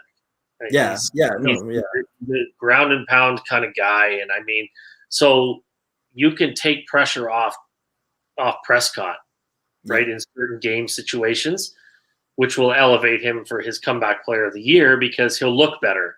Barkley's tougher because he's sort of on an island on his own, right? Yeah. Like, you've got to hope the quarterback takes another leap. You got to hope the offensive line's really good. And you got to hope this, you got to hope that. Otherwise, teams will just stick 8 guys in the box and then dare Barkley to try to run around. Yeah. So Chris, we have another comment here. This one's directly for you. Uh-oh. Yeah. So Last Saying Prince, a big supporter of the Payo Time channel. Really appreciate you, Last Saying Prince. But he asked, as a Dolphins fan, what do you think of Gesicki and the use of him on the team? I'm going to assume that. He is, if you look at, and this is interesting, if you look at Gesicki's metrics at the Combine mm-hmm. and you look at Kyle Pitts, they're very similar. Interesting. And the interesting part, but they're not true tight ends because they're not big. Mm-hmm. Neither of them block that well. So that's Gesicki's problem, is he doesn't block that well. So he's kind of like, when he's up, he's a phenomenal pass catcher. He's kind of a freak of nature athletically. But when he's on the field, they're passing the ball because he's mm-hmm. not staying in there to block. And so I'm not sure. I don't know. I don't know if I'd give him a $10 million contract. I don't, because see, he's kind of. I think he's up after this year. Or 2 years from now. Sorry, so they can pick up his option. But yeah, it'd be interesting to see how they use him this year as well.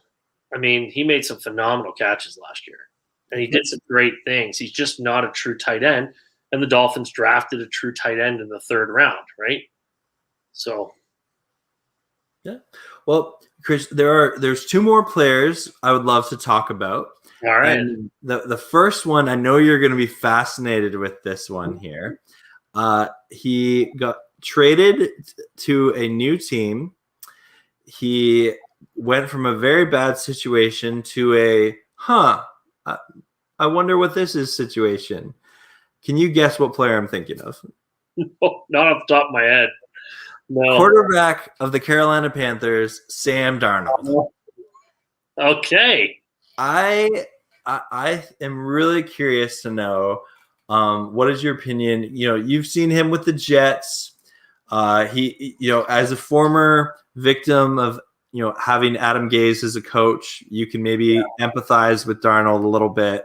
Does he get a pass for every year he was with Gase?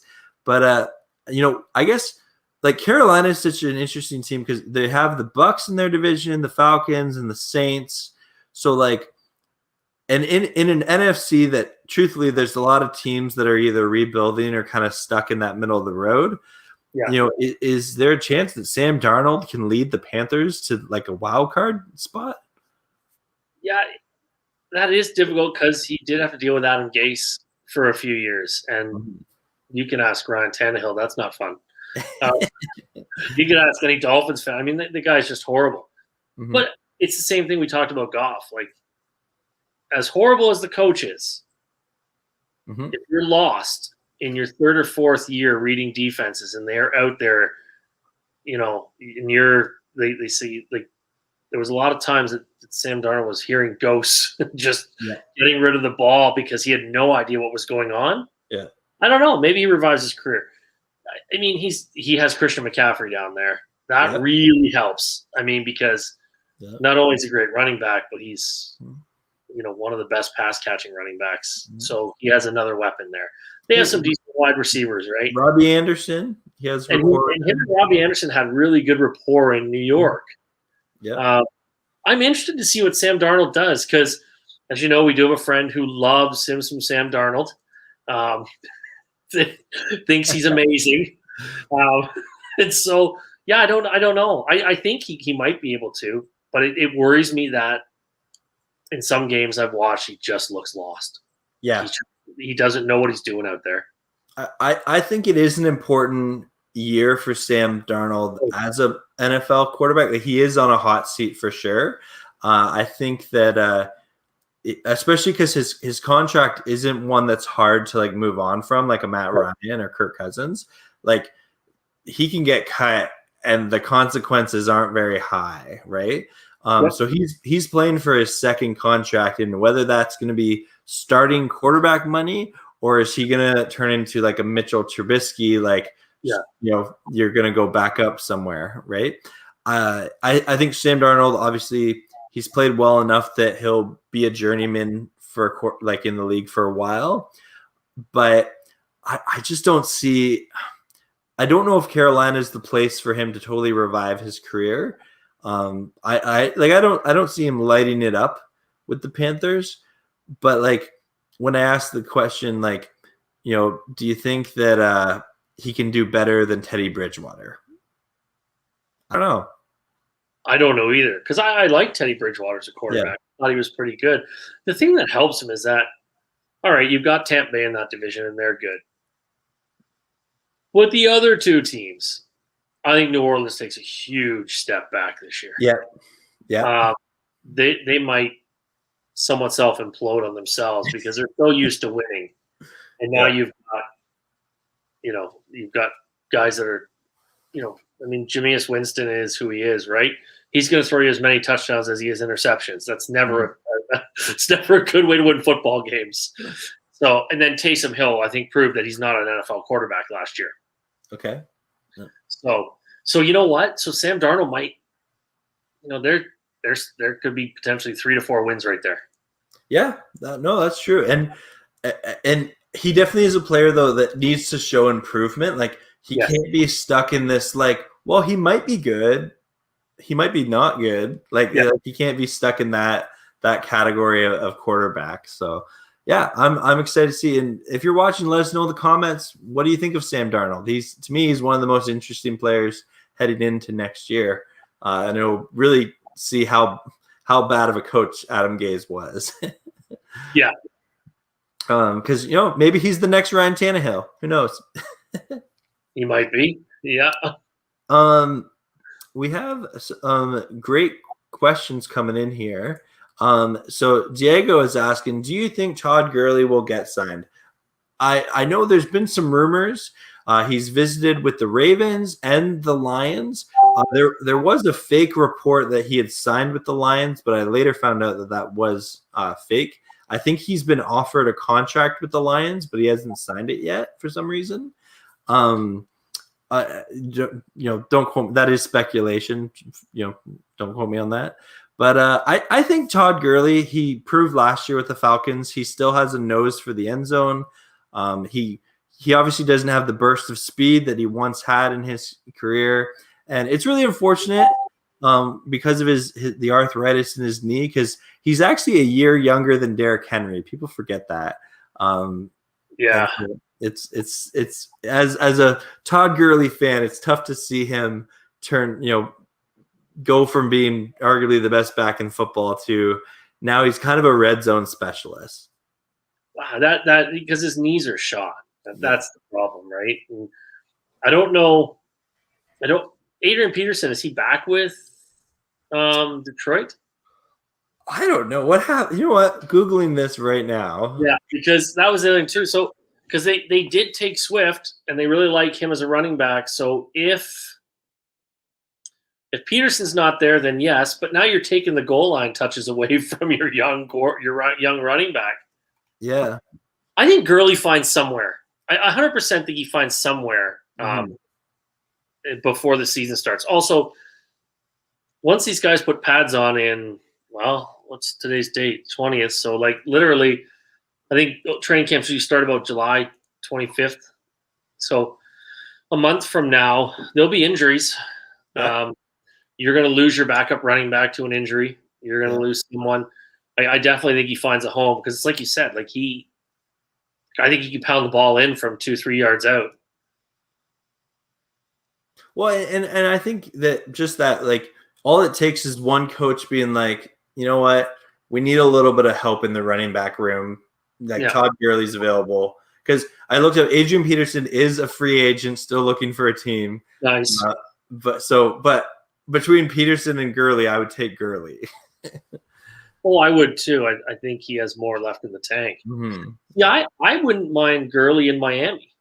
That'd be interesting to see. Because you have Myles Gaskin who did well last year, and statistics are statistics, right? Like we can project whatever we want. He got hurt. That's the facts. Yeah. But he was projected to get 1,500 all-purpose yards, but he got hurt, so that it doesn't count. Yeah. Will he be good? I don't know. I mean, he's a 7th-round draft pick. Yeah. And they drafted another guy from Cincinnati in the 7th round this year, Jared Doaks. He's more of a banger. But would you rather have a proven guy on your team like Todd Gurley Todd's made a lot of money. So is he playing for money or is he playing to try to continue his career? And if he is, he's going to take a fairly decent contract. I think he was on the veteran minimum with the Falcons because the Rams are still paying him. Well, that's good to know. Yeah, we still have a lot of dead cap money owed to Todd Gurley. Between Jared Goff, Todd Gurley, and Brandon Cooks, the Rams have I think the most dead money on their books this year. And also had a first-round pick since 2014. But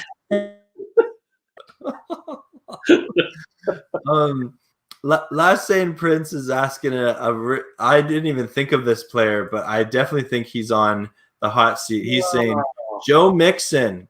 I think they have an opt out of his contract after this year. Yeah, I think you're right, Last Saying Prince. And that is an interesting play because we talked about Zach Taylor on the hot seat. But Joe Mixon, like he's a player that, again, he's a running back. He's shown success. And I feel like a lot of people expected Joe Mixon to become this superstar running back. Yeah. And he's for sure no slouch as a running back, but I don't know if he's at that level of like a Dalvin Cook or Christian McCaffrey. He's had some nice games. He's had some great games. Yeah. But he doesn't do it. Dalvin Cook, Christian McCaffrey, Derrick Henry, Alvin Kamara, even Ezekiel Elliott. Like, those guys do this on a consistent basis. Yeah. They're doing it almost every week, right? Like, Joe Mixon has not, but Joe Mixon's also been on a really bad football team. He has that in a line. Yeah, that's true. Yeah, that's a really good way of thinking about it. Yeah. So Joe Mixon's kind of an enigma too, in the sense that is he like, you put him behind a decent line, a couple good wide receivers, and a quarterback, and all of a sudden, is he a Dalvin Cook type guy? Yeah, because a lot of pressure's off of him. Like, how old is Joe Mixon? I'm curious. Well, if he can get out of his contract, has he even signed a second one? I don't know. So he's only 24 years old. Yeah, so he's young. He's been in the league for 1, 2, 3, 4. So they must have picked up his fifth-year option.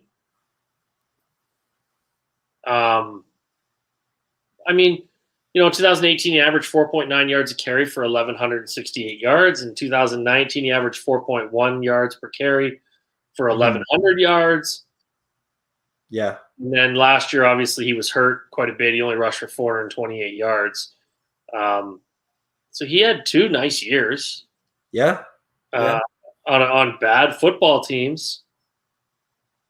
But he's not, not a huge TD production person, but. Well, again, he as a running back, the Bengals, after they lost Burrow, they struggled to get past half field. So he just didn't have a lot of chance to get a touchdown. And then years before, he had Andy Dalton as his quarterback, and I think we've seen no one's really that afraid of Andy Dalton. Yep.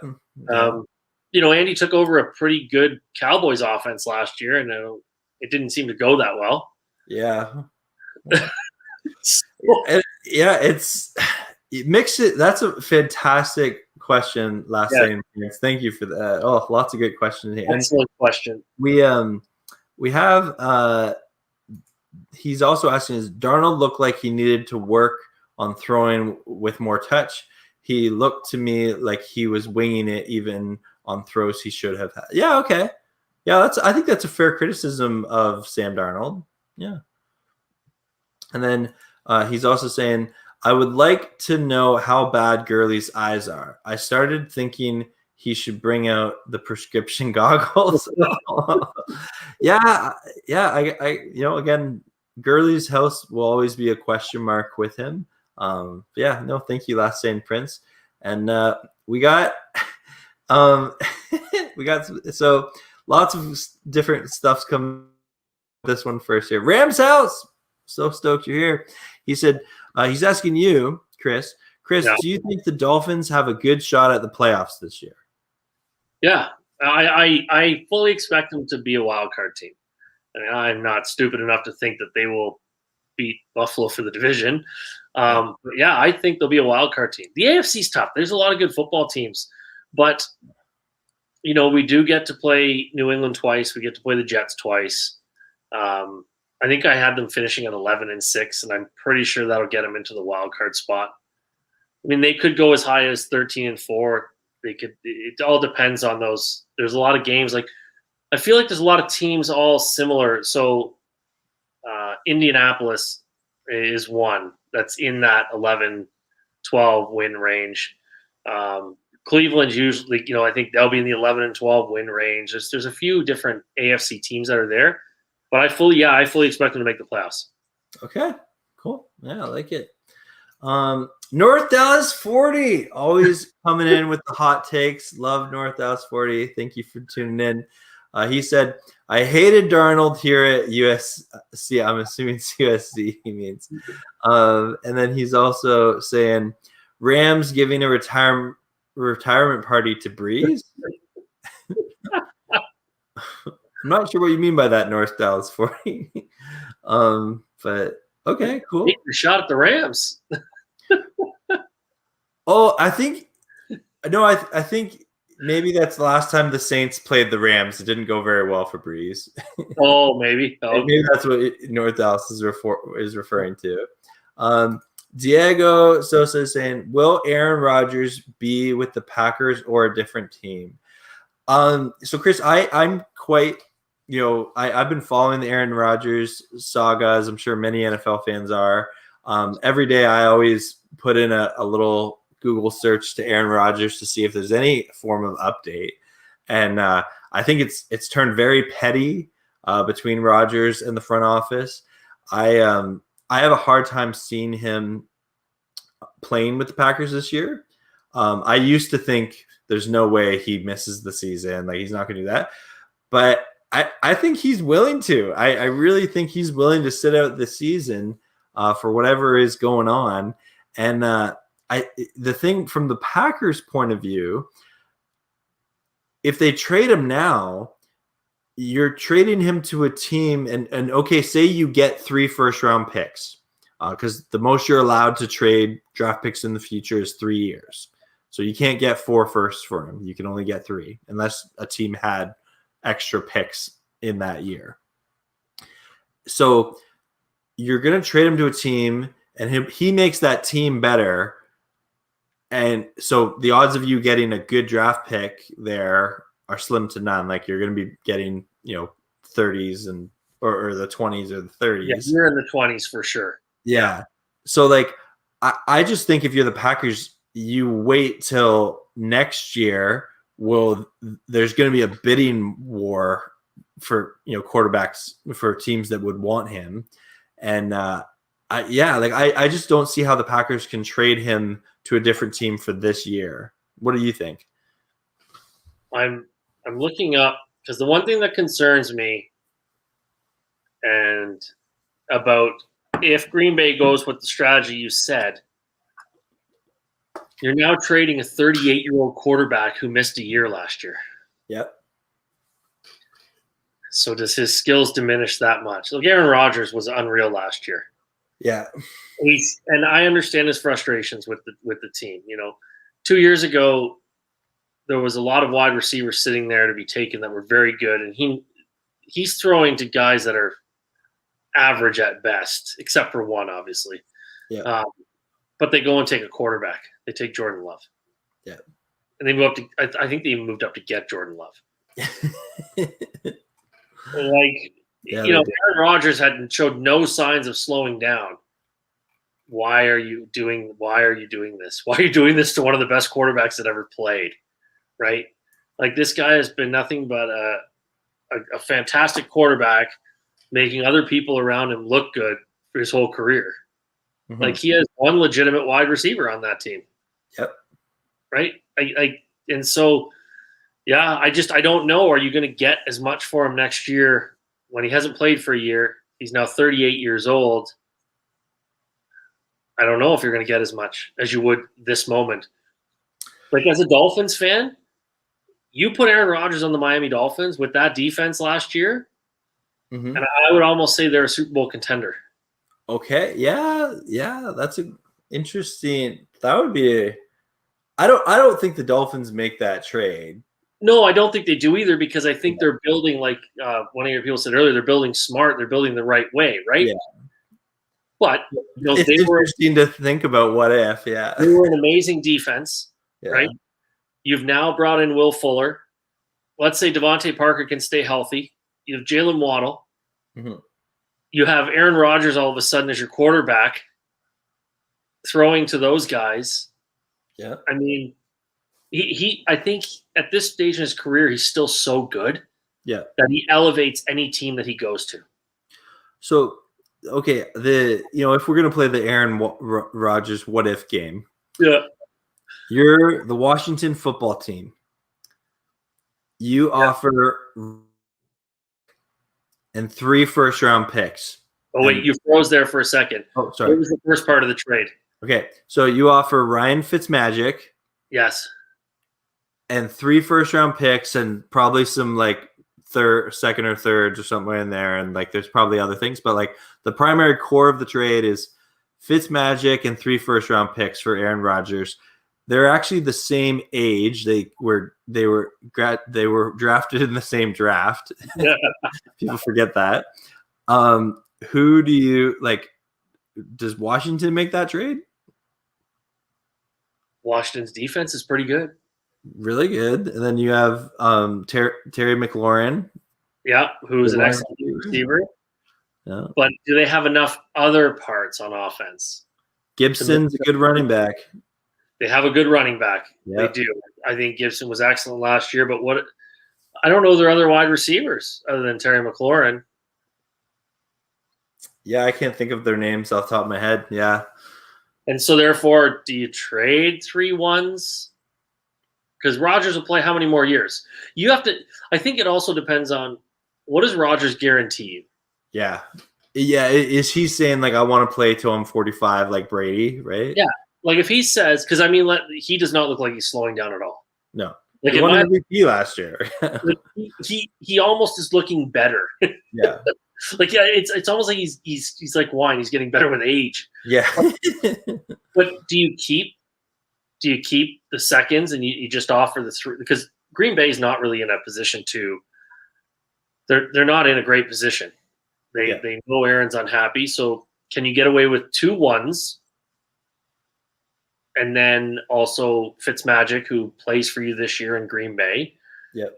That way, Washington keeps their second rounders and third rounders, and you grab a couple wide receivers for them. And maybe Washington. And I mean, Washington's not in the greatest division either. Then maybe they win their division. Yeah. Because some people are picking to win the division anyways. Yeah, that's true. Yeah. Well, and like I think that the interesting thing about the Rodgers, question mark is most teams, like if you're looking to win this year, and if you say like, okay, you have a shot now at the Super Bowl, but it's going to cost you 2 or 3 first-round picks. Yep. So like the Packers aren't going to trade him in the division, obviously. I think an NFC team would have to pay a higher price than an AFC team would. Yeah. So, like you said, the Dolphins, Washington, and these are total speculation. Like, what if? So people. The Dolphins are rumored. I was just saying, like, you take Aaron Rodgers, put him on that team. How many more games do they win? They won 10 last year with Tua/Fitzpatrick. Yeah. You're now putting arguably the best quarterback in football on the team. How many more games do they win? Yeah. I'm just trying to think of other teams. So the Dolphins, the Broncos are, I guess, the team that makes the most sense. Like we haven't even talked about Drew Lock being on the hot seat. Like if there ever was a player on the hot seat this year, like I don't think he's sitting down anymore. It's too hot. I think he's just. But let's say, how would you? Do you, if you're the Cleveland Browns? Yep. Do you send a first rounder and Baker Mayfield to Green Bay?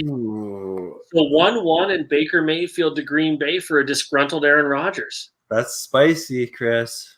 Now Aaron's throwing to OBJ and Juice, and out of the backfield, Hunt throwing to him, and then you've got Chubb. And is Cleveland a Super Bowl contender now all of a sudden? I think so.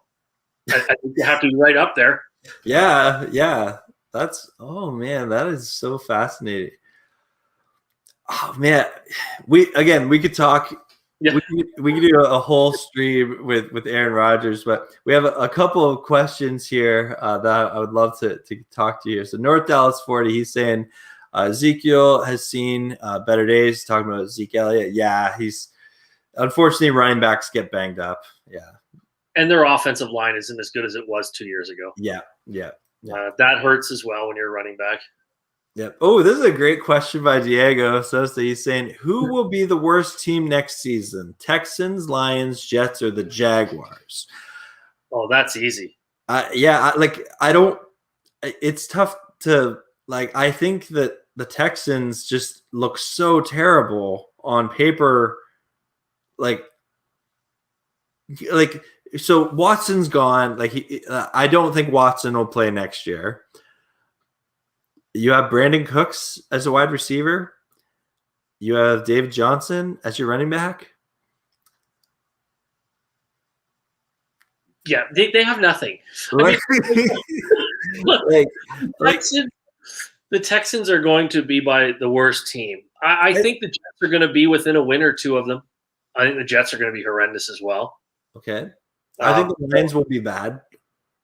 I think the Lions win 4 or 5 games. If right? that. Okay, yeah.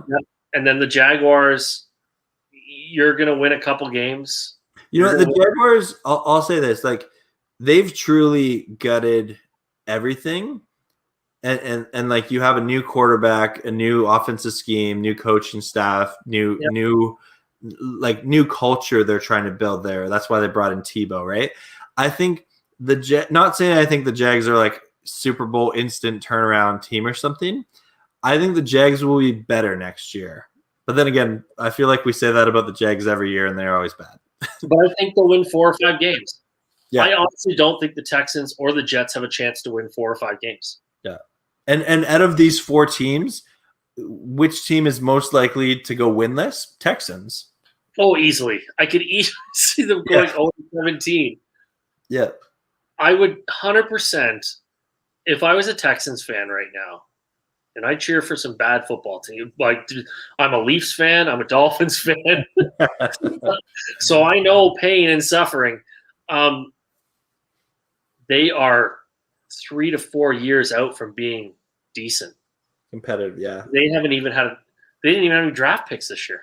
Well, and it's part of, like, they lost so much draft capital, and then they traded away like Hopkins and like their other talented players without getting anything in return really for them.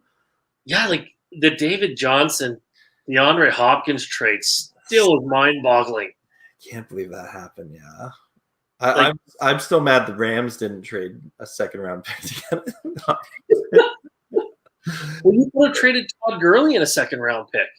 Yeah, and that would have been a better trade than. Yeah, I don't know if you had any second-round picks because we did at the time. But yeah. But really, I would have taken Todd Gurley in the second from the Rams over David Johnson. Yeah, no, I agree with that. Yeah. But that's a great question, Diego. Thank you for that. And North Dallas 40's got a couple things in here. He said, Snead is on the hot seat if everything goes south. So, okay, we have talked about this on my channel before. In the what if scenario, like the Rams have had this very aggressive approach to the offseason, and with trading picks and for proven veteran talent, and we've been quick to pay players and get a contract in, and definitely like they haven't all worked out very well.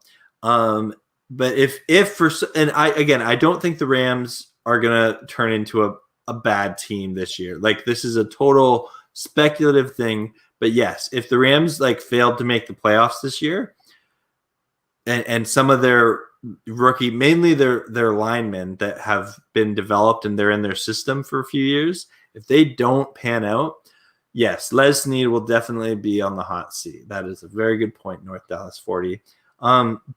He has a couple of things here. This is his earlier comment. He said, means Rams happy to get rid of Breeze. Okay.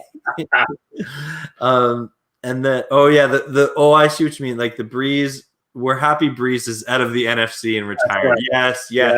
I agree, North Dallas 40. Now I see what you're saying. Yes, we are glad the Saints are looking like a team that will regress. Now, this is a hot take by North Dallas 40 for you, Chris. He's looking for your reaction. He's saying Finns will not win 13 games. What do you think about that? I can absolutely see that happening. Okay. There was a few games on the schedule that were, it depends, right? So if the Dolphins swept New England this Okay. year, so New England regresses and they sweep New England, and then they beat Indianapolis, that was how I had them at 13 wins. Yeah. But when my prediction, I had 11 wins. Yeah. Because I did not have them sweeping New England. And there was another toss-up game, I can't remember which one it was now, that I had them losing. So I could absolutely see them not winning 13 games. Okay. Yeah. But again, if Tua becomes Tua from Alabama, Yeah. and he has that kind of year, then there's a lot of ifs, right? Like, because if he plays that well, I mean, he was touted as one of the best college prospects. Absolutely. Coming in as a quarterback for a long, long time, right? He was phenomenal there. Mm-hmm. So we'll see what happens. You know, there's so many teams that regress and then all of a sudden they play so well one year, then they suck the next year, right? Like we see it with the playoffs. There's always two new teams in each conference, usually in the playoffs every year. Mm-hmm. Which means two teams got a lot better than they were supposed to, and two teams did not play nearly as well as they were supposed to. That's part of the the reason we love following the NFL. It's so entertaining. Oh yeah. Any given year, you can turn from the worst team, and into the best team, or that turnaround. Yeah. Yeah. Couple of comments here, and then Chris, this has been a blast, but I do think I did not expect this to go 2 hours, but maybe we'll see how these comments go. We got a couple of comments here. Diego is saying, who will win the NFC East? I think it's going to be the Cowboys personally, just because Dak's back. That's, if I were to guess, that's my honest guess. What about you? What do you think? Yeah, I sauce it between. I think Dallas. I just think Dallas is a better team. They have a better quarterback. The only other team that possibly could fight with them is Washington. Yeah, excellent defense, but they've got Fitzmagic. I mean, he's going to throw you 20 touchdowns to 14 interceptions. So, well, and I think the great question mark in the NFC East is on Washington. Taylor Heinicke. If he can beat out Fitz for the job, because I hear it is an open quarterback competition there. I think people forget Taylor Heinicke almost beat the Tampa Bay Buccaneers in the playoffs last year. Like he came closer than anyone else did in the playoffs. So yeah, I wonder how close when they say it's a quarterback competition. Like I have a hard time thinking Fitzpatrick was going there to be a backup. And I kind of think they gave him the job first. I feel like Fitzpatrick has had a quarterback competition every team he goes to. It does eventually, because he's just never been awesome. I mean, he's Fitzmagic. Some days he's magical, and some days he's tragical. Yeah. Oh man. Diego is also asking a Rams question. He's saying, will Cam Akers have a breakout year? I say absolutely. I think he started to break out last year. And I think with the addition of Stafford and just this offense, Cam Akers will be an excellent running back. He'll be a top 5 back in my biased opinion. But Chris, are you a fan of Cam Akers? Yeah, I think he'll be quite good. He had the last 7 games last year, he was really good, was he not? Yeah, he had a lot of touchdowns and yards. Yeah. Yeah. And so, but that's the thing. You start out with these committees. Mm-hmm. We're going to play the hot hand, but really, I don't know. I think it hurts more running backs than helps them. I mean, if he's obviously a true starter, so they won't mess around with him this year. They're going to play him. It's going to be good. And yeah, for sure.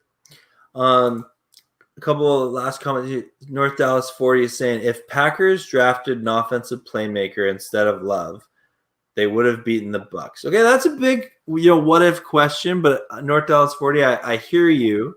I think that it's a valid conversation to have. Didn't have enough playmakers, because you had Adams and you had Tunyon in the receiving core. You had Aaron Jones, the backfield. But yeah, in the playoffs, it would have been nice for them to have that extra dependable, proven wide receiver that can make the catch. Is Tunyon good, or does Rodgers make him good? Yeah, that's a good question. You know what? I have to agree with North Dallas 40. I think that's a bang on comment. Okay. I think if you had given that guy any more weapons, Yeah. then Adams he's going to be good wherever he goes. Well, let's bring it back to our Kirk Cousins thing. If another quarterback had Adam Thielen and Justin Jefferson and Dalvin Cook and a decent offensive line, would they do better than Kirk Cousins? Yeah, I think if you had Aaron Rodgers on the Vikings, that's a Super Bowl team. That was going to be my next question for you. Let's say that Green Bay is dumb enough to trade him to Minnesota. Yeah. Is Minnesota a Super Bowl contender immediately? Instantly, yeah. Yeah. Instantly, yeah.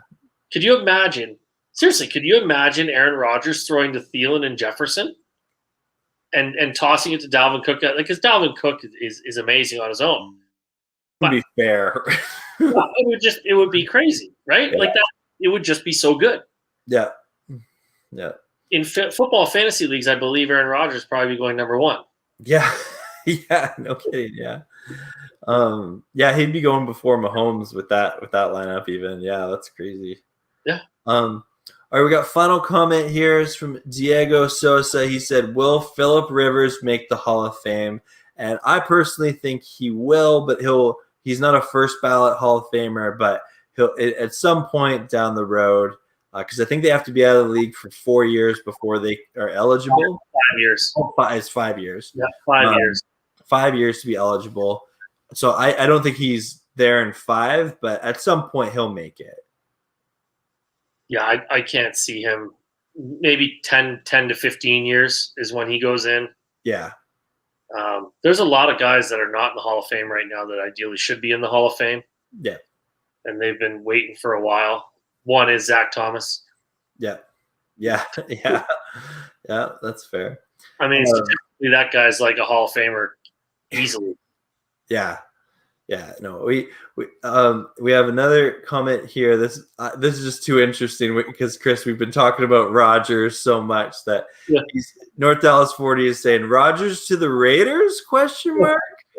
And okay, we'll play this what if scenario. Okay, so you're John Gruden, you're on the hot seat, but your job is probably secure. First off, yes or no, is Aaron Rodgers a drastic upgrade over Derek Carr? Oh yeah. Yeah. Yeah. You have to say yes to that. Mariota looked like an upgrade over Derek Carr last year. No, exactly. And I think that I don't think the Raiders, well, that being said, the Raiders know they need to make a splash in Las Vegas because they need to win. From a business level, they need to win, right? I'm going to disagree with you on that. Okay. Have you seen the stadium?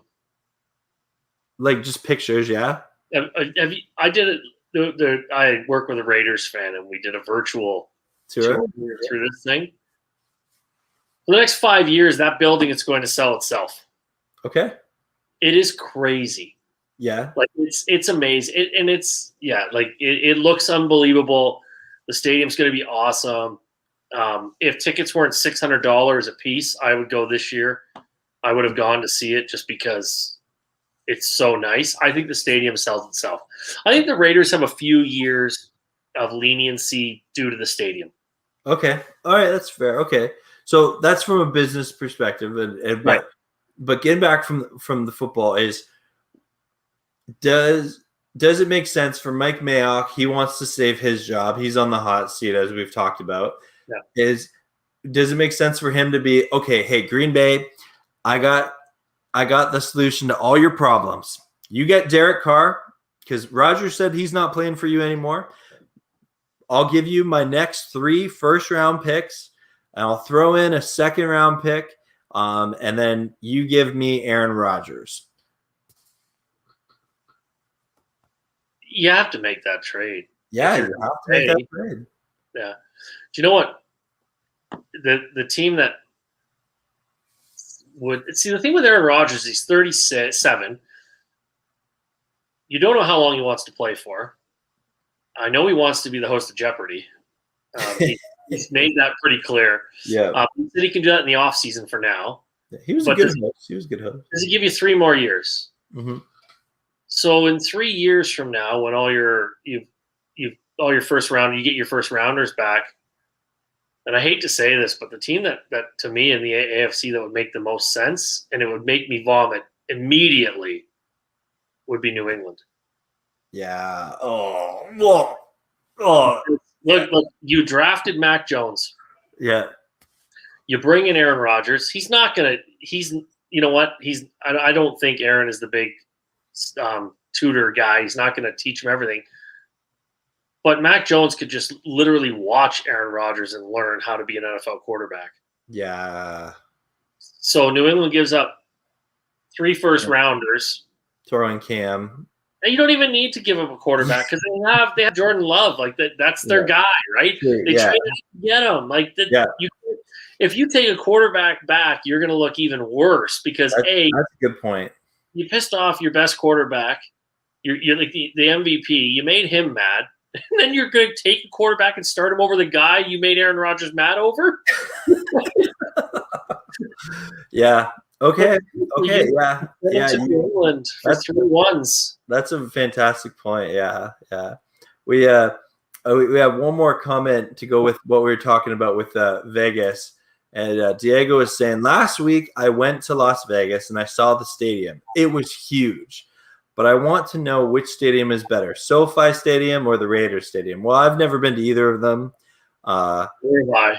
I know that SoFi was more expensive, and I think that they're very different stadiums. I've taken a virtual tour of SoFi. I'd be interested to take the virtual tour of the Raiders, definitely sometime. Yeah, it's tough to like. They're both brand new stadiums as of last year. I'm glad that we're gonna see fans in these stadiums because it was brutal last year watching the Raiders or the Rams in their home games, and they have these beautiful new stadiums, and no one can go to the game. The thing about the Raiders stadium, though, like it just suits that team. Like it's literally black. Yeah. Okay. Yeah. I mean, there's just something about that. You know what? Because Raiders Nation's pretty crazy. I mean, they're one of the craziest football fans in the NFL. And I mean, the stadium just suits them so much. Like, it's just such a badass looking stadium. I mean, it's just... And I also think, like, Vegas as a destination, because it's a vacation party city, I think they're going to have a lot of visiting fans that will come to that stadium as well, right? Oh, for sure. Yep, yeah. I haven't done the virtual tour of SoFi Stadium. Oh, it's fantastic. It they had an open practice there a couple weeks ago, and I've seen lots of videos of because they let fans come in. They let 30,000 fans come in. Oh, nice. And they're like it's massive. It's so unique. Like it's the ceiling is 100. Like it's pretty close to being transparent, but like it's a really unique like ceiling to it, but they dug it into the ground like as a stadium. So like it's not that tall. Like it's tall, but like it's not that tall compared to some other stadiums, because most of it is underground. Well, that's cool. Yeah, I can't wait to get out there. Yeah. Oh, I'm hoping to go. I haven't picked a game yet. I'm waiting for the Canadian border to get open. And anyone who watches my channel knows that I am hoping to go to SoFi next year. I haven't picked the game yet, but I watch those ticket prices every day. I always check every morning and every night. I'm watching to see if a deal comes up. Do you have to be vaccinated to go to the SoFi Stadium? I haven't done enough research on that yet. I'm not sure. Yeah. I know Buffalo, I believe, was enforcing only fully vaccinated people can go to their games. Oh, okay.